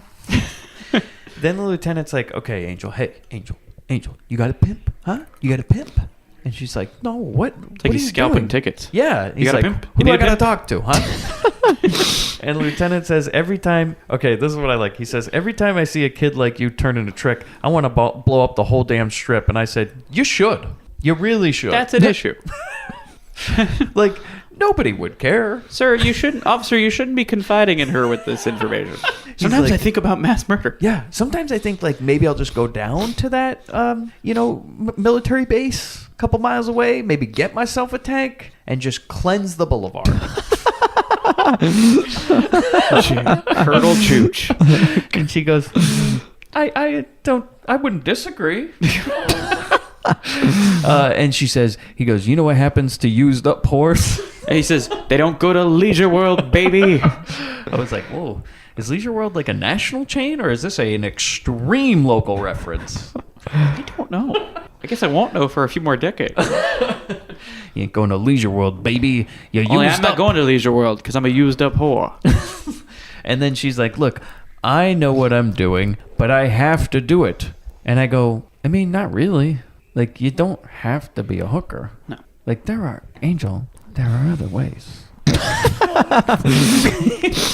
I mean, have you heard of Pizza Hut or anything else? I mean, Bartending makes a grip out there, I'm At the sure. very least, there's some brothels. You could do it in a safer I place. know. It's like, you don't have You to been be to Vegas? like a Hollywood Boulevard hooker. I mean, come on. It's gonna be like a gross hooker. One of the nicer ones. I know. Go to the West Side. Seriously. You got your whole hooking life ahead of you. Go to Beverly Hills, Hotel Beverly. So then we go back to Hollywood Boulevard. The cowboy's telling stupid stories to idiot tourists. An angel shows up in a police car, and she's like, hey, May, Tahiti's dead. And she's like, yeah, I know. And then the three of them walk down the street. They're all bummed out. It's a long night. They go to this restaurant, and the cowboys... Okay, we cut to the next day, and this scene... Whoa. We cut to the cowboy holding up a lawyer with a revolver in the middle of a restaurant, holding a gun to his head and says, I will not go to that retirement home, and if you try and take me, I'll put a bullet Jesus through your Christ. skull. Jesus. And May and Angel show up, and they're on the cowboy's side. Yeah. And Angel's like, yeah, why don't you just leave him alone? He doesn't have to go. You don't have to force him to go. It's like up your alley. The street people all hang together. They're a family. Because he goes, yeah, seriously. But he says, you know what the bad thing is? Angel, if they take me away to this nice retirement home, I'll never be able to go to the boulevard again. And I go, I mean, is that a bad thing? Don't you want to get off the boulevard? Yeah, and they're like, get out of here, lawyer who's trying to help this man. Get out of I mean, here. the Boulevard is nothing more than like an abusive relationship in this film. It's like, The boulevard's not like that when you're not around. get out of here, guy whose family's worried about him because he has dementia and roams around Hollywood Boulevard with loaded guns and children. Get out of here. And so the guy runs off. This is a story we will never come back to. No. And that's that. Then we go to the police station. Angel, the cowboy, and May. Okay, I love this part. They show up at the police station. They go, Lieutenant. They're like, yeah, we want Tahiti's body. And he's like, It doesn't work that way. yeah, he goes, one, you're not directly related to them. Two, what the fuck? I can't just give you a dead body. What do you people do out It's there? like, what? He goes, look, I understand, like, that you might be okay people, but I don't know you. And- you roam Hollywood Boulevard for a living. I'm going to give you a dead body? I had to make note of the line before they headed to the police station when they decide they're going to go and try to get her body. They say, we need to get over there before she ends up in the tomb for the unknown hooker. Yeah, I love that line. And I was thinking, we're getting a Murray Langston cameo. Yeah. May's been working on her material. Like, Yeah. it's coming along, you know? getting there. Yeah, she's almost at Dolomite levels. Like, she's Dolomite. getting there. She's got a tight 3. She's getting there. And then they get all upset they can't get a dead body from the morgue. And I write, again, you're in the wrong. 2 scenes in a row. 0 for 2, guys. And I think that's when May busts out her gem, remind me never to get murdered. That was amazing. Like, And the lieutenant's wow, like, May. How is this? How am I the bad guy? He's like, he should have been like, you know what? Go talk to the coroner. Fuck off. Yeah. And he's got this look on his face of like, am I the only one here who hasn't lost his fucking mind? I am gonna blow up the strip. You know that if he gave them the body, they'd be rolling that girl around in like a radio flyer around Hollywood Boulevard, being like, you know who killed her? You can yo-yo be trying to make her disappear. Oh, he'd make her into a yo-yo. Totally. It would be his latest trick, Bobby. The Oh, I string know. would be He'd like her hair. Shooting the moon with that one. So Angel gets on the school bus at Hollywood Boulevard, the magic bus that apparently shows up in her dreams on Hollywood Boulevard, and the lieutenant follows her. And so he basically finds out, oh, she goes to school. Then we go to school, and Johnny Football's back, and he wants to know why Angel doesn't want his dick. They call him Razzle Dazzle. That's a great line. In his attempt to woo her and convince her to get with him, he says, why do you think they call me Razzle Dazzle? Yeah, he's like, come on, Angel, don't you know? Like, wait, they call this guy Razzle Dazzle? Why do they call you Razzle Dazzle? Have you not heard that? My name's Razzle Dazzle. RD. Does confetti The shoot Diz. out of it? Like, why? It's like a real Rip Taylor. Rizzy right Diz there. Jizz. Yeah. Does it make it sound like a party horn when he pulls it out? Yeah. Wing. Razzle Dazzle. That's a song from Chicago, isn't it? Like, there's to give him the old Razzle Dazzle. Yeah. Yeah. Bobby, if you don't think when he pulls down his underwear, confetti flies out, you're wrong. Streamers. But I Or love- it's like the can of snakes. I love how he says it. He's like, Angel, do you not understand that they call me Razzle Dazzle? Like, I'm sorry. How do I get to you? Like, how does my... What do I have to do? Yes, like, how does my courting not... Do I have to club you overhead like a caveman? I don't understand. That'll do it. He's like, I'm trying everything I got here. I'm going through the... And seriously, I'm out looking of around at ideas. the extras, looking on, no one in this high school is under 28 years old.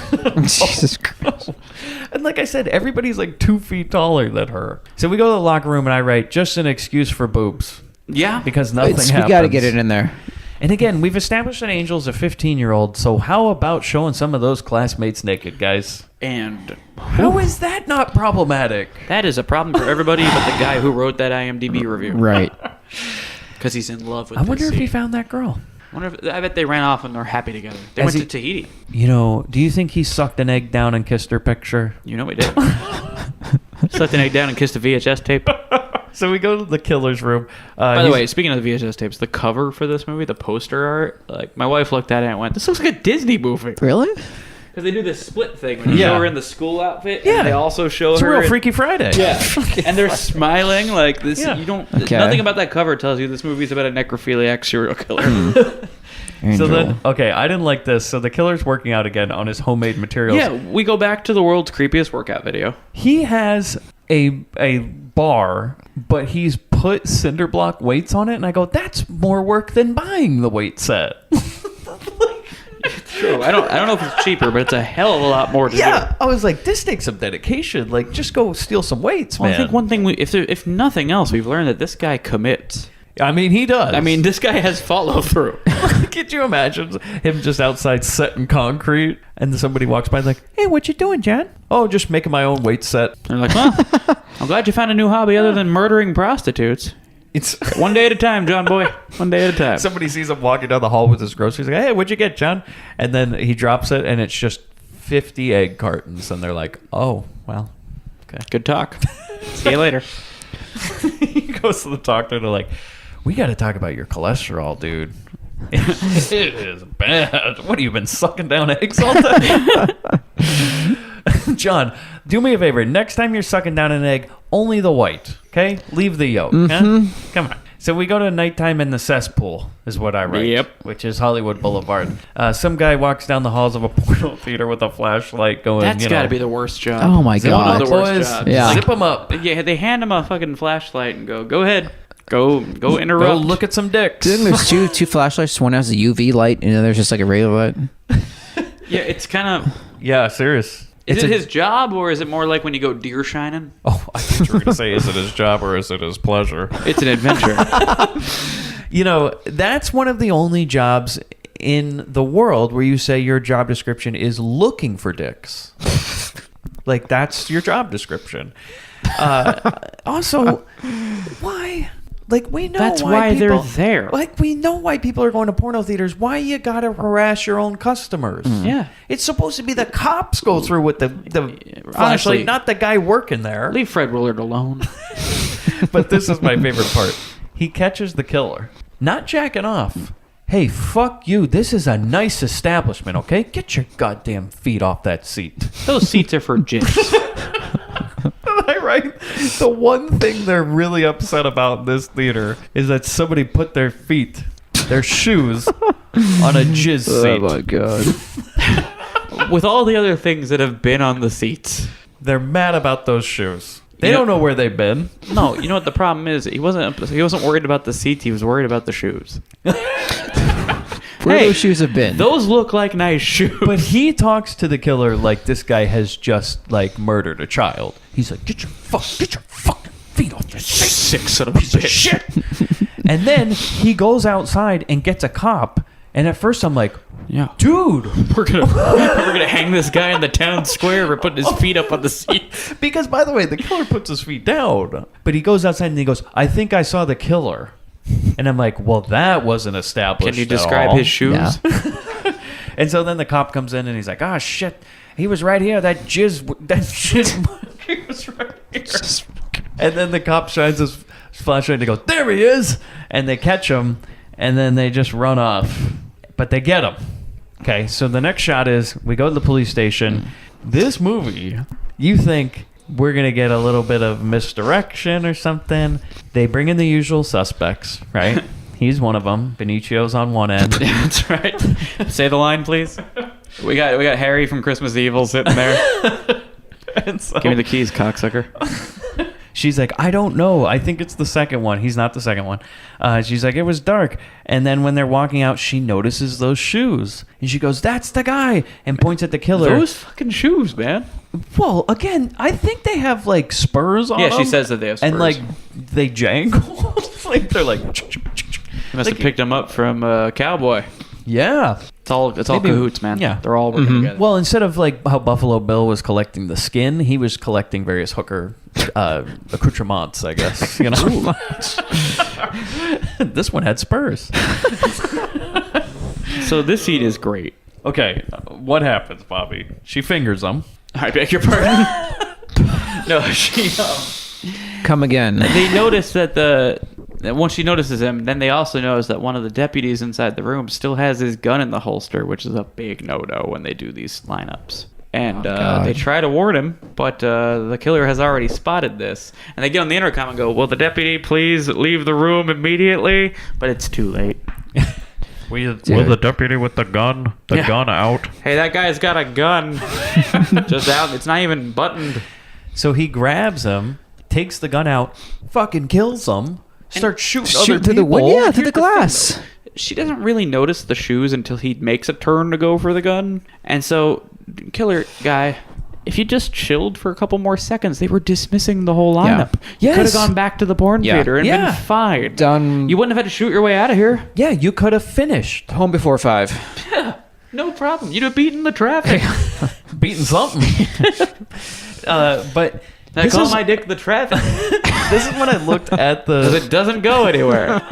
Zing, zing. Hey! This is when I looked at the time and said, there's still a half hour of this movie left.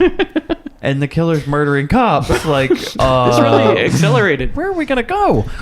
He gets away with it. He goes through the police station holding hostages, gets out to the parking lot. And the cops are like, we don't want no trouble, man. Okay, there are hundreds of cops and cop cars everywhere. And then one cop just runs up to the lieutenant and goes, he jumped over a wall and we found the girl. She's alive. He scaled the wall around Los Angeles? Yeah, he did.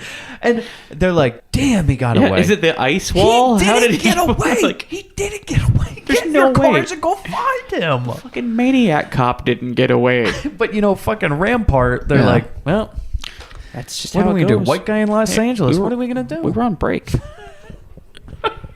It's insane, but then it gets better because in the aftermath of that, the cop, the lieutenant, is saying, "Oh man, we really blew that." So, Yeah. Well, second after- time okay, I had a scene like that in 15 years. What?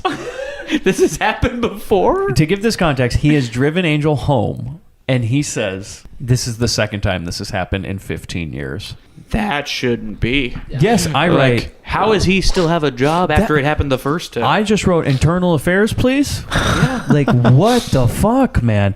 And then Angel goes, what happened the first time? And he just goes, when do we get something to eat? Or something like that. It's like, oh, this is your house. And he gets out. That will never get brought up. It'll be much after. Yeah. Yeah, because he's as bad as Alex from Holmes and Yo-Yo. Oh, yeah. A Patreon episode, by the way. Like, this guy fucks up so much, they're going to give him a robot partner. I want to know about the other occasion. Like, yeah, the other time. Is Angel 4 like a flashback to the first time? Like the other time a guy got fingered in a lineup and then grabbed a gun and shot and killed people in the police station and then got away by climbing the wall outside. It's like, shit, it's happening again. Because he says the second time. He's in like a really slow Groundhog Day loop. Yeah. It resets every 15 years. It's a real happy death day, yeah.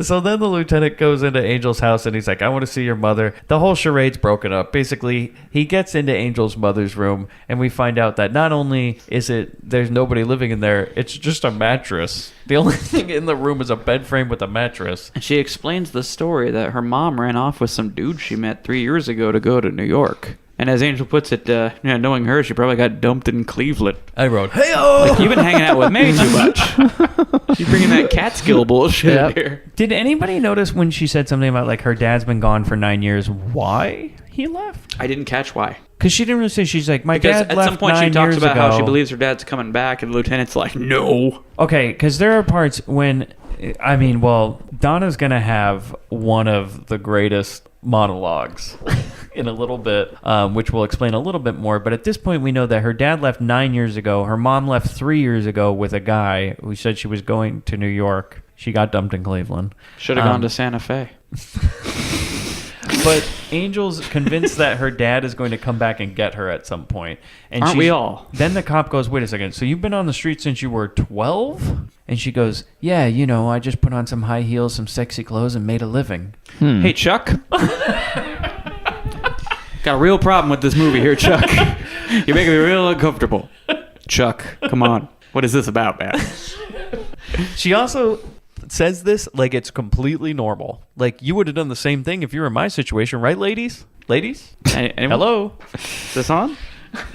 So the lieutenant, Shopping cart. the lieutenant's like, yeah, Angel, I don't think he's coming back. He's like, I'm sorry I got to be the one to tell you, but 9 years, yikes. Probably got to call that off. And he goes, I should turn you into the authorities. I go, you should. Mm-hmm. And he goes, but you know what? Keep the door locked, huh? Oh, man, you almost did your job. He should have. It would have been better if You he almost goes, weren't the worst cop in L.A. He goes, keep the door locked, gives her $5 and goes, and order a pizza. Wink. So he just, says, keep the door locked, no more hooking. So then we go to the killer's house. He's standing in front of a mirror, cutting his hair like a creep, and then shaves it. We don't see the full head shave. At this point, he just he leaves gives himself it. like a sweet Hulk Hogan, like I said the Costanza. the Costanza. Yeah. I thought it would be hilarious. Sort of like Dr. Katz. If for the rest of the show, or the rest of the movie, he walked around with a Costanza. Just to show how crazy he is. I was really hoping that was going to happen. And he only kills hookers with man hands. So then we go to Angel and May. They're hanging out at some burger place in the It was like day. a chicken joint. Guys, what did she order? Well, she ordered the Colonel's extra heat. The number 9 millimeter? Yeah. Because this guy comes by and she hands him a fat stack of cash on the sly, and she pulls the fried chicken out of her box, and underneath it is like a little 45. And I gotta tell you, man, a box of fried chicken with a gun at the bottom is the most American thing I've ever seen. And I stood up and saluted. Yeah. I wrote, you could do this in LA? And then I wrote, Well, it's like a Happy Meal in Texas in many ways. I wrote it. I was like, you could do this in LA? And I go, oh, 80s. Yeah, 80s Yeah. LA, yeah, you could. So then we go to a church. This is the best scene in the movie because it makes no sense. We just go to a church. For no reason, Angel writes a letter, puts it in a box, and walks out. Sure. And I write, huh?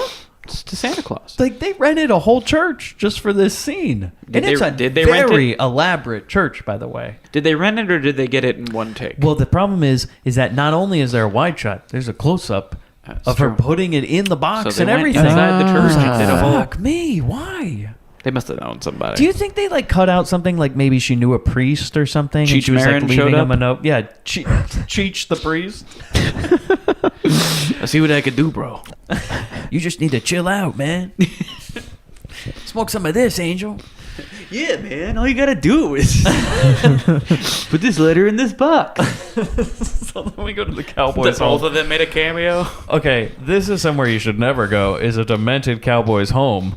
Who I've always said lives that. in a fucking warehouse. And Angel walks in, and from what we can see, that's framed as there's an empty warehouse. And she goes, "This place is great." And I go, "No, I think we may have found the actual killer." But then we pan to he lives in one corner of the warehouse in a howdy-doody children's room. Makes sense. And she's like, "You really are a cowboy." And he goes, "Yep.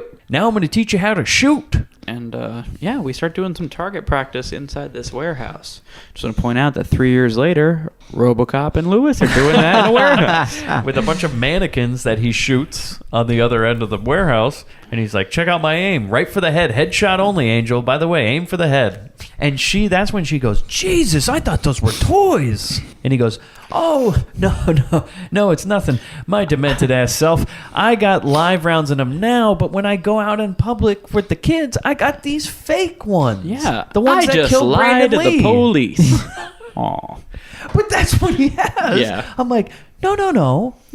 How about you just don't load the guns at all? No blanks, nothing. That's a good idea, right? You know what? How about no real guns? How about just some toy guns? You know, the kids, they don't know the difference. Look, take it easy, SJW. All right. If wackadoo homeless people can't walk around with live rounds, then is this even America? Just call me SJ Mike, you know? I knew it. SJ Mike cucks again. Cucking it up. Just Here on Cuckcast. here on the cuck. The cuck bin. The cuck bin yet again. So then we go to the streets at night. Angel's hooking it up. Guys, maybe one of the best scenes of the movie. Johnny Football and his friends drive by looking for a good time. Just a couple of sailor boys, right? And what do they see? Well, Bobby, you heard the line, right? There's quite a few lines in this The scene. horny guy says, "All aboard the Beaver Junction." Ooh, look at those legs! All aboard for Beaver Junction! Never heard I that was before like- in my life. This movie has better lines than Screwballs. Or Cyber Streets. We're adding a new tier on Patreon. You can get aboard the Beaver Junction.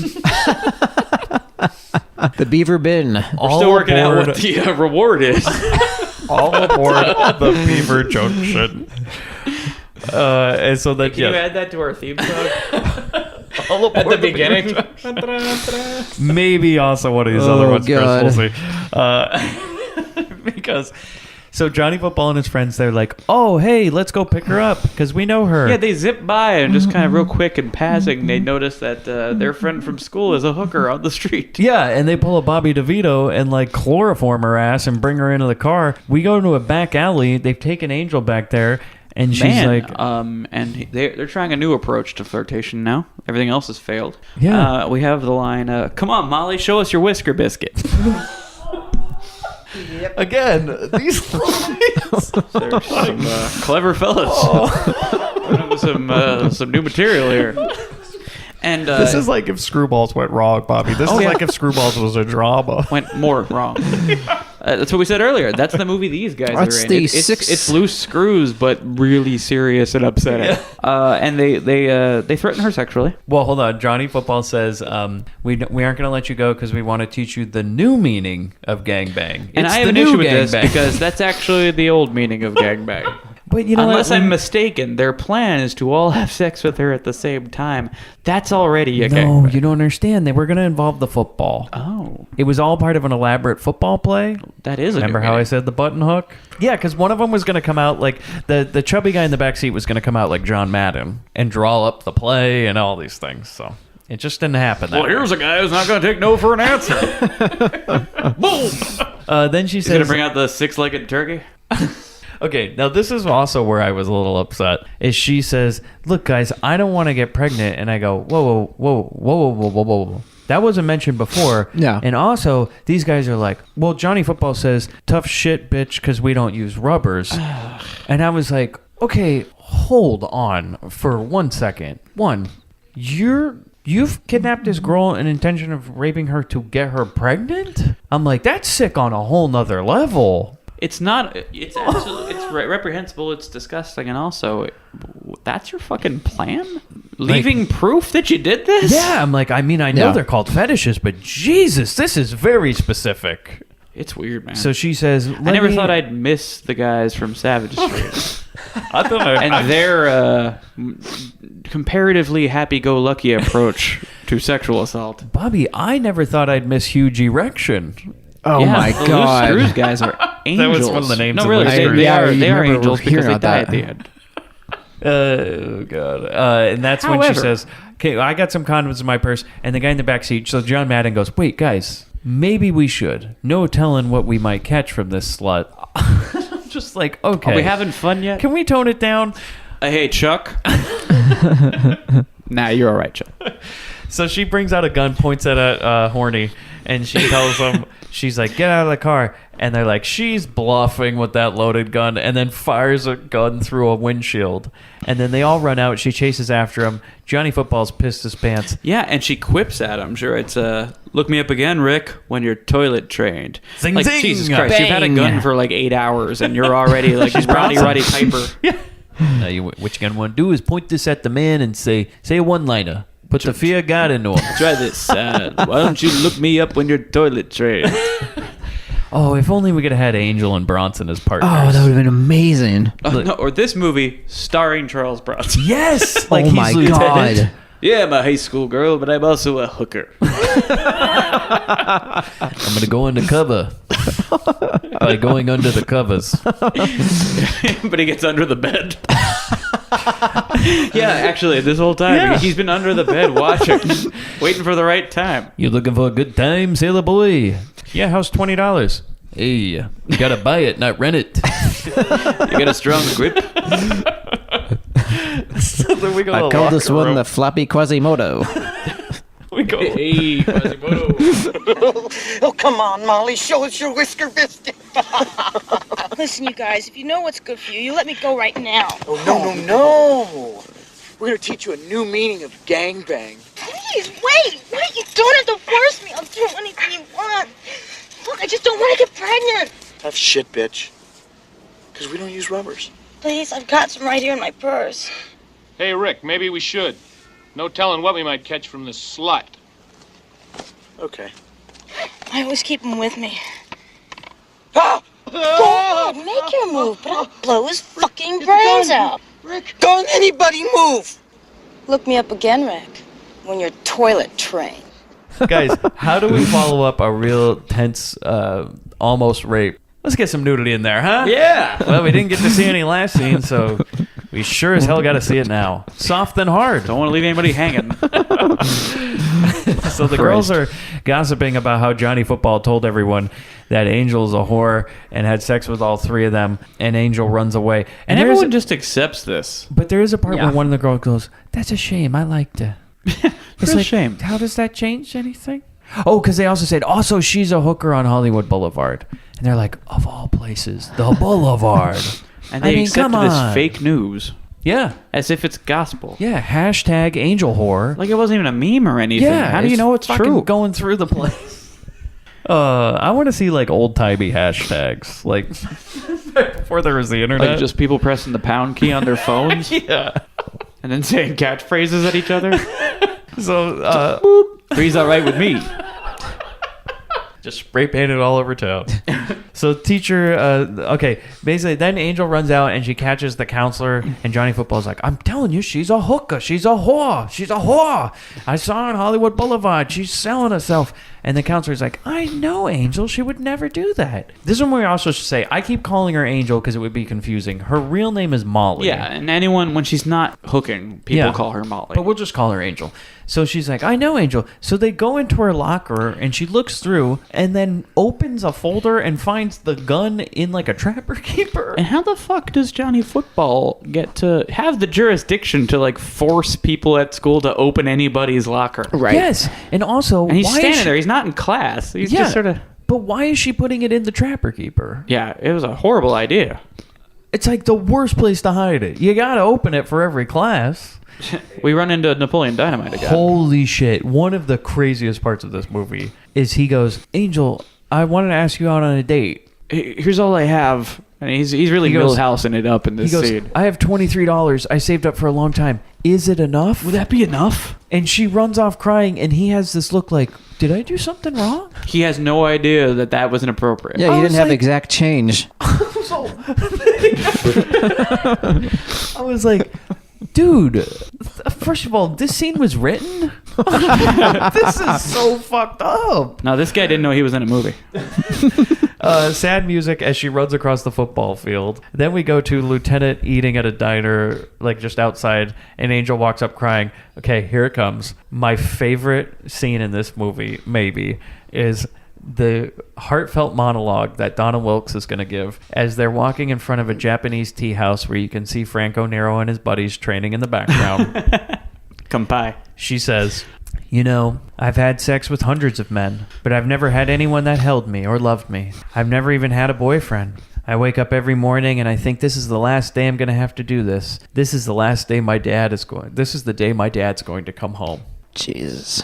Powerful stuff, man. And the award goes to Donna Wilkes. Interestingly enough, Mike says something similar before each episode we record. I do. This is going to be my last one, man. Then my dad's coming back. Yeah. This is the day that Hughes comes back. This is when Hughes returns. He's going to take me away from here. Then the lieutenant tells her, he's like, look, sometimes men just cut and run, baby. It's the law of the jungle. That's basically what he says. He's like, look, sometimes men are pieces of shit, Angel. He goes, it's just business, you know? It's just a business. And then she hugs him. And I write, it's innocent, though. The hug is innocent. Thankfully, there's no sexual tension. If there's one bit of between these two relief we can get characters. from this, is that this guy is on the up and up. Yes. He's kind of doing a mentor type relationship with her. How sleazy everybody else in this movie. It's like, it was almost like a sigh of relief that the lieutenant wasn't some one secret decent pervert. person left in this. Yeah. And he's a guy who more than once has let his police station get shot up. I mean, he's in no means a good police officer. He lets yeah. a 15-year-old girl live on her own and be a hooker. Look, he's flawed, but he's the best we got in this movie. So then Solly and May are playing cards, and they start screaming at each other. And you know what? We're dealing with a lot of shit in this movie. I don't have time for your card game. Yeah, and I don't have time for a lot of terms being thrown around. Oh, yeah. Referring to one's religion and sexuality. Right. Yeah, it's a troublesome scene. Yeah. And the guidance counselor shows up, and she's like, hey, I'm looking for Angel. And they're like, well, she's not here right now. And she's like, no, I want to go inside her house and talk to her mom. It's like, Like, well, that's fun and all, but no. Yeah, Solly's you don't like- have the right to do that. Solly's like, no. Like, you're not the police. Yeah, She's you're what like, now? You understand that You're as a high school guidance Yeah, counselor? she's like- yeah, you're going to get off my doorstep. Yeah. But then the That's counselor not how it goes. takes her by the collar and pulls her up and goes, listen here, I used to work for the fucking state, okay? And I know this place has got all sorts of violations. Pump the brakes, Serpico. Yeah, and she goes, unless you want to be fucking in a courtroom in an hour, you're going to give me those fucking keys, bitch. And she's like, okay. Hey. God damn. So she gives her the keys and looks back, and May is gone. This is a great part. The counselor goes to the door. She opens up the door, and May is pretending to be Angel's mother. I thought this was going to work at first. Like, I really thought that they're going to be like... That was "Oh, the okay." payoff for his Right. character. That was why we introduced this. I do like how May goes, oh, everybody always says I'm an invalid and bedridden, only on certain days. I'm like, no. And the counselor's like, so her dad did come back. Because she clearly... At one point, the counselor goes, look, you might be a mother to something, but you're not the mother to Angel. That's problematic there. Oh, the 80s. But and then May takes off her wig and goes, I know. I'm not a woman. I'm not a mother. And then we just cut. And it's like, okay, well, I guess the jig's up. That lasted all of 1 minute. Yeah. So then we go to the cop. Okay, so like some cop. This is such a bizarre scene. A cop is outside of where Angel lives drinking a milkshake. Okay. Like they do. And these Hare Krishnas walk past. And one of them is the killer. We got a rogue Krishna. Yeah. He just runs. This is terrible. Which by I think the way. was a Mission Impossible movie, wasn't it? Okay. By the way, how did he know that the Krishnas were just going to randomly go by this, like, home? Look, I can speak on this. Krishnas are like clockwork, dude. you could set your watch to them. Like, how many miles around L.A. did he walk until he goes, finally, we're in front of the house? And he breaks away in the most obvious way possible because the cop goes, "The fuck is going on here?" and chases after him. And then they get in a little bit of a chase. The killer gets into the house, right? Gets into this big hotel. By the way, you know what I just thought of? This kind of looks like the house in Kinjite where Bronson goes and finds that those orphan kids. Shared universe. Yeah. It all ties Like together. Bronson's coming every day, goes, "Hey, what's the latest rape going on?" And that's Got the any thing news? we never knew. We never realized until we've watched this that all movies intersect at Angel. And Bronson going, "Yeah, tell me more." Yeah, what do you do in that room, Angel? So then we go to May and the counselor, and they're like, "We both really like Angel. We want to help her." And they're like, "Yeah, They're having a nice bonding let's moment. agree to help." And the counselor leaves, and then we see, as she's leaving, the killer has killed the cop. Yeah. He's like left in a phone booth, and then the killer comes to the door. May answers, and she goes, Who does your hair, dick face?" And then, like, closes the door on him in the lightest, gentlest way possible. There's no door slam, but just sort of like, against him. But, this is a real, it's always defended 24/7 hardcore match. They start throwing each other around this room and using plants and all sorts of stuff. It's like they're having a real fight. And there's a moment where May, in trying to thwart the killer, says, "Hey, you got me all wrong. I'm not a girl, I'm a guy." And it reminds me of what my dad always said, that there's no transsexuals in the foxhole. It turns out that's true. It's good old dad. Advice from good old dad. Always a... We're gonna have a new section. Shit my dad said. Shit Bobby's dad said. And how do we? Something would trip it, like Tripping with Trip It. tripping would trip it. We'll Little tips. We'll workshop that sometime. Tuesdays with Mr. Trippin. So they get in a fight. May holds her own. Man, I mean, this goes on for a while. Yeah, you're right about it being a hardcore match, because we are. Yeah. We're going through tables. We're jumping off ladders. Catering trays are getting smashed over somebody's head. People find the craziest things under that. They rug. broke out the kendo stick. I think I saw Steve Blackman. Steve Blackman went through. So then the fight pours into Angel's bedroom, and May gets stabbed. It was a pretty well staged moment that they end up flinging onto the bed, and the blanket flies up over them, and you don't know who's getting the upper hand until you see the blood start to form. Yeah, that's right. I did like it's like how a Freddy it was Krueger death because her bedspread is all pure white to represent her innocence. Again, foreign director, it seems like. And I love how Doves she flew gets out. she gets stabbed in there, and then Solly comes in the room. So the killer gets away. Solly comes in the room and finds May dying from stab wounds. And the last thing, May looks up at Solly and says, "Ah, shit, the last thing I'm going to see in this world is your ugly face." And Solly goes, "What are you doing?" Solly really is like, I didn't win that Oscar, but I'm going for it now. This is like Ernie Hudson in Human Tornado. Yeah, really goes for it. She's clutching May. She says, "What are you doing?" And May looks up and goes, "I'm dying, goddammit." Should have a Reservoir Dogs there. Say the fucking words. Fuck you, I'm dying. So then Angel and Lieutenant come home. After he says, "Dying, goddammit," she says, "You can't die. You still owe me $143. And then uses a slur, but, they're friends. He's cool with it. Yeah, the F word, which, always in the 80s. What I've realized at this point, with the cop and with May, and it's like we've dicked around so much in this movie now that the director has realized we've run out of time, and now the killer is on like a Jason level of efficiency. Yeah. We're picking off cast members now because we're like, oh shit, we've only got like 10 minutes left. Yeah, the 3-hour cut of Angel's not coming through. Yeah. We got to get this rolling. Like we spent too much time on card games and that creepy guy at the high school, and like, oh, I forgot, this movie's about a serial killer. Yeah, we cut out that whole priest scene. Yeah. So Angel and Lieutenant come home, and then I write, why is the Lieutenant there? I was like, oh, I forgot that they had went for that nice walk in the Japanese tea garden. So I was like, are they just dating now at this point? I'm like, what the hell? And so I found it interesting too that, by the way, we had a scene earlier. We found a gun in a high school girl's locker, and no one did shit about it. Mm-hmm. Bobby, it's 1984. I guess that's how it went back then. I was 1. I didn't know. Now who's the SJW? It's true. I really cucked up that time. The SJB over there. Yep. There's only one man left on this show, and that's got 2 ends. Was that what they did? They're like, we're so manly, we need 2 ends for our last name. That's how it happened in Ellis Island, yeah.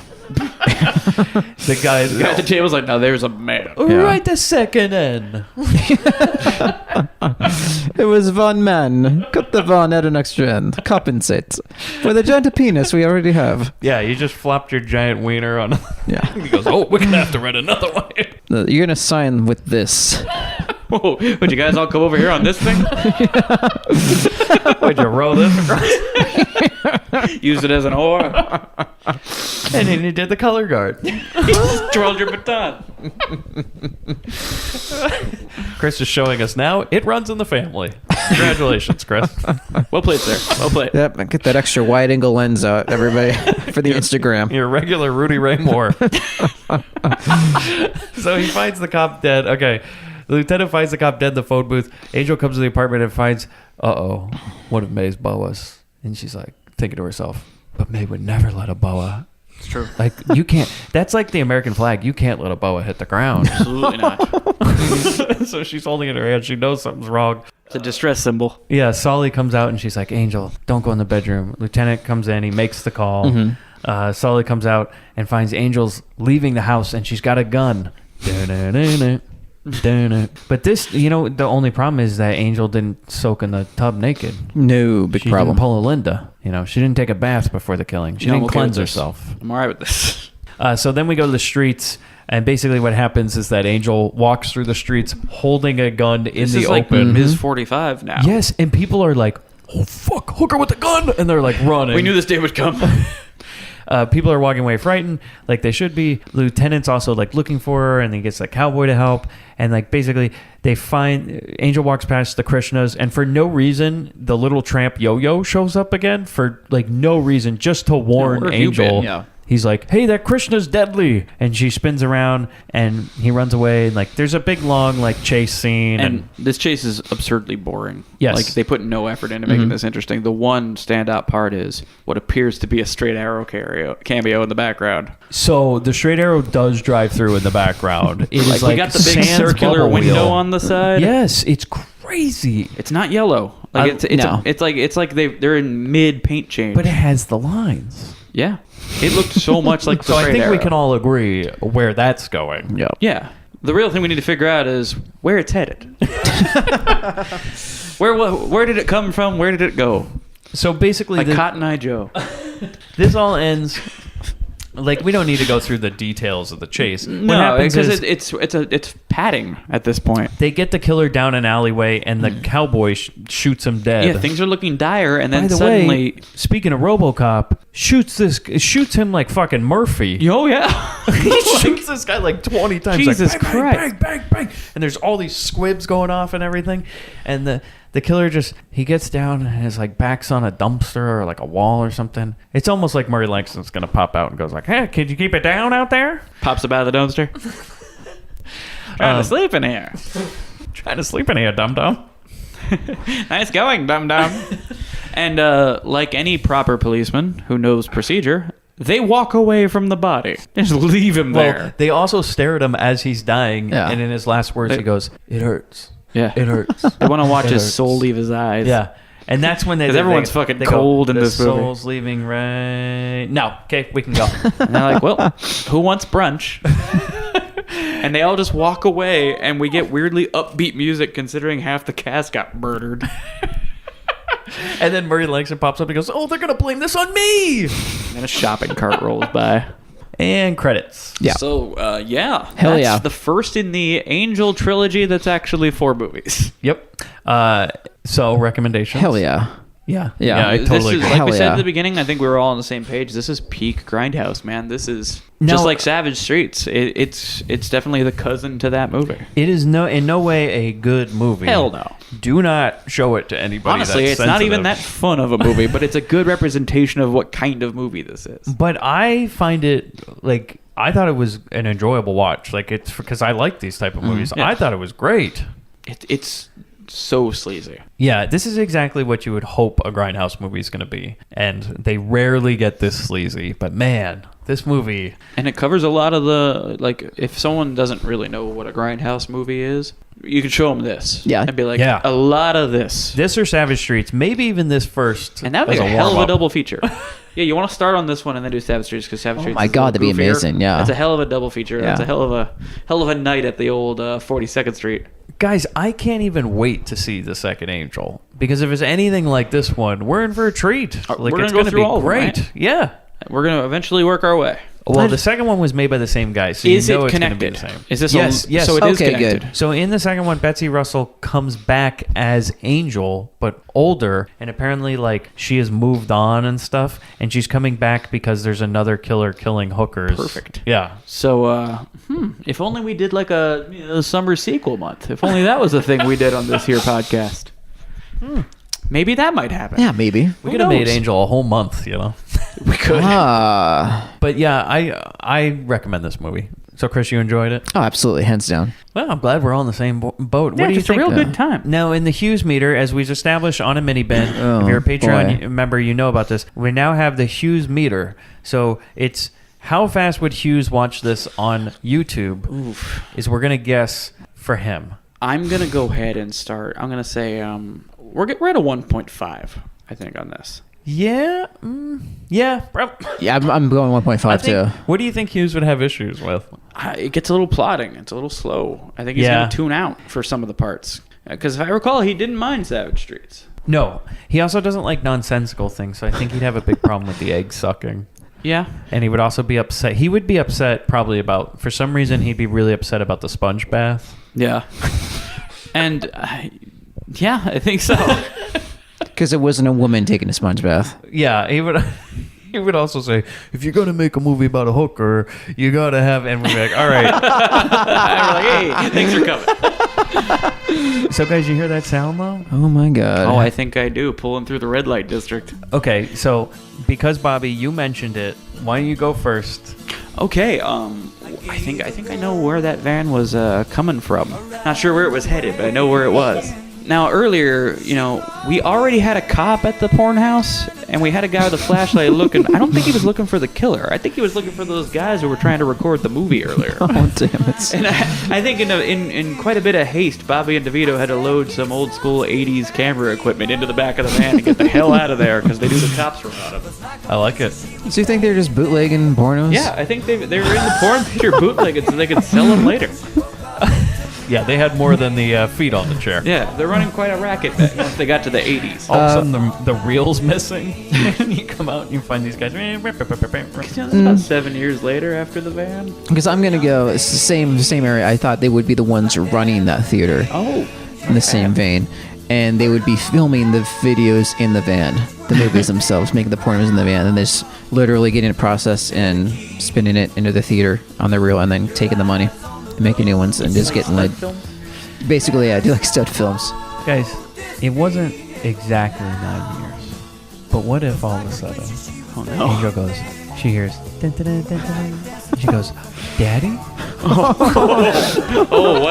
what a stinger scene. That's fantastic. He was looking for her on this boulevard, and that's why he's painted the van because obviously, actors aren't many. Of course. He's traveled the U.S. He's a more cultured guy now. He removed the bubble window, just a regular window. Painted the van brown, like the inside of like it looks like an Atari now. Yeah. But More of the time. yeah, Danny. Oh, man. I love it. No, that's all you need. That's good. That's good. It's deep. That's a like, deep that's like cut. an Avengers teaser. Yeah. Oh, man. That makes me even more excited for part 2. Or I found this guy, Angel, and I'm running to New York with him. He's a real stud.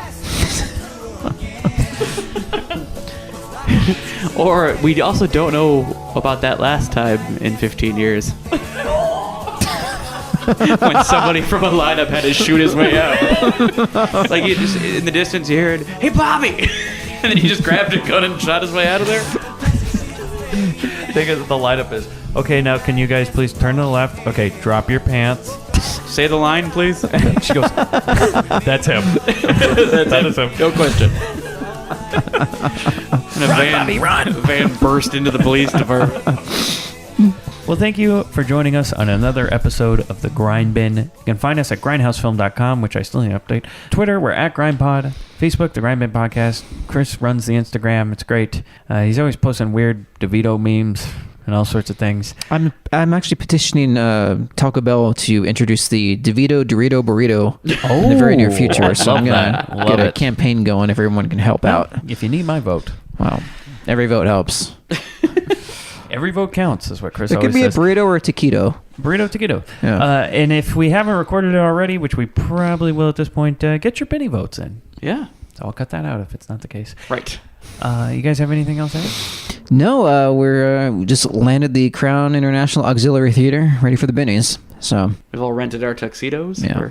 We're ready for the big day. Oh, and guys, guess what? If you want to hear the exclusive pre-show to the Bennies, you can find that only on our Patreon, as well as mini episodes of the Grindbin for as little as $2 a month. You can check it out. Absolutely. all the stars will be there. Here, what everyone's wearing. The shag carpet pre-show. What was that line that guy said? Whisker biscuit. Oh, all aboard the Beaver. All aboard the Beaver Express. Beaver Was that the Junction. line? All Beaver aboard. Junction. All aboard the Beaver Junction. God. Hey, Bobby, is $23 enough?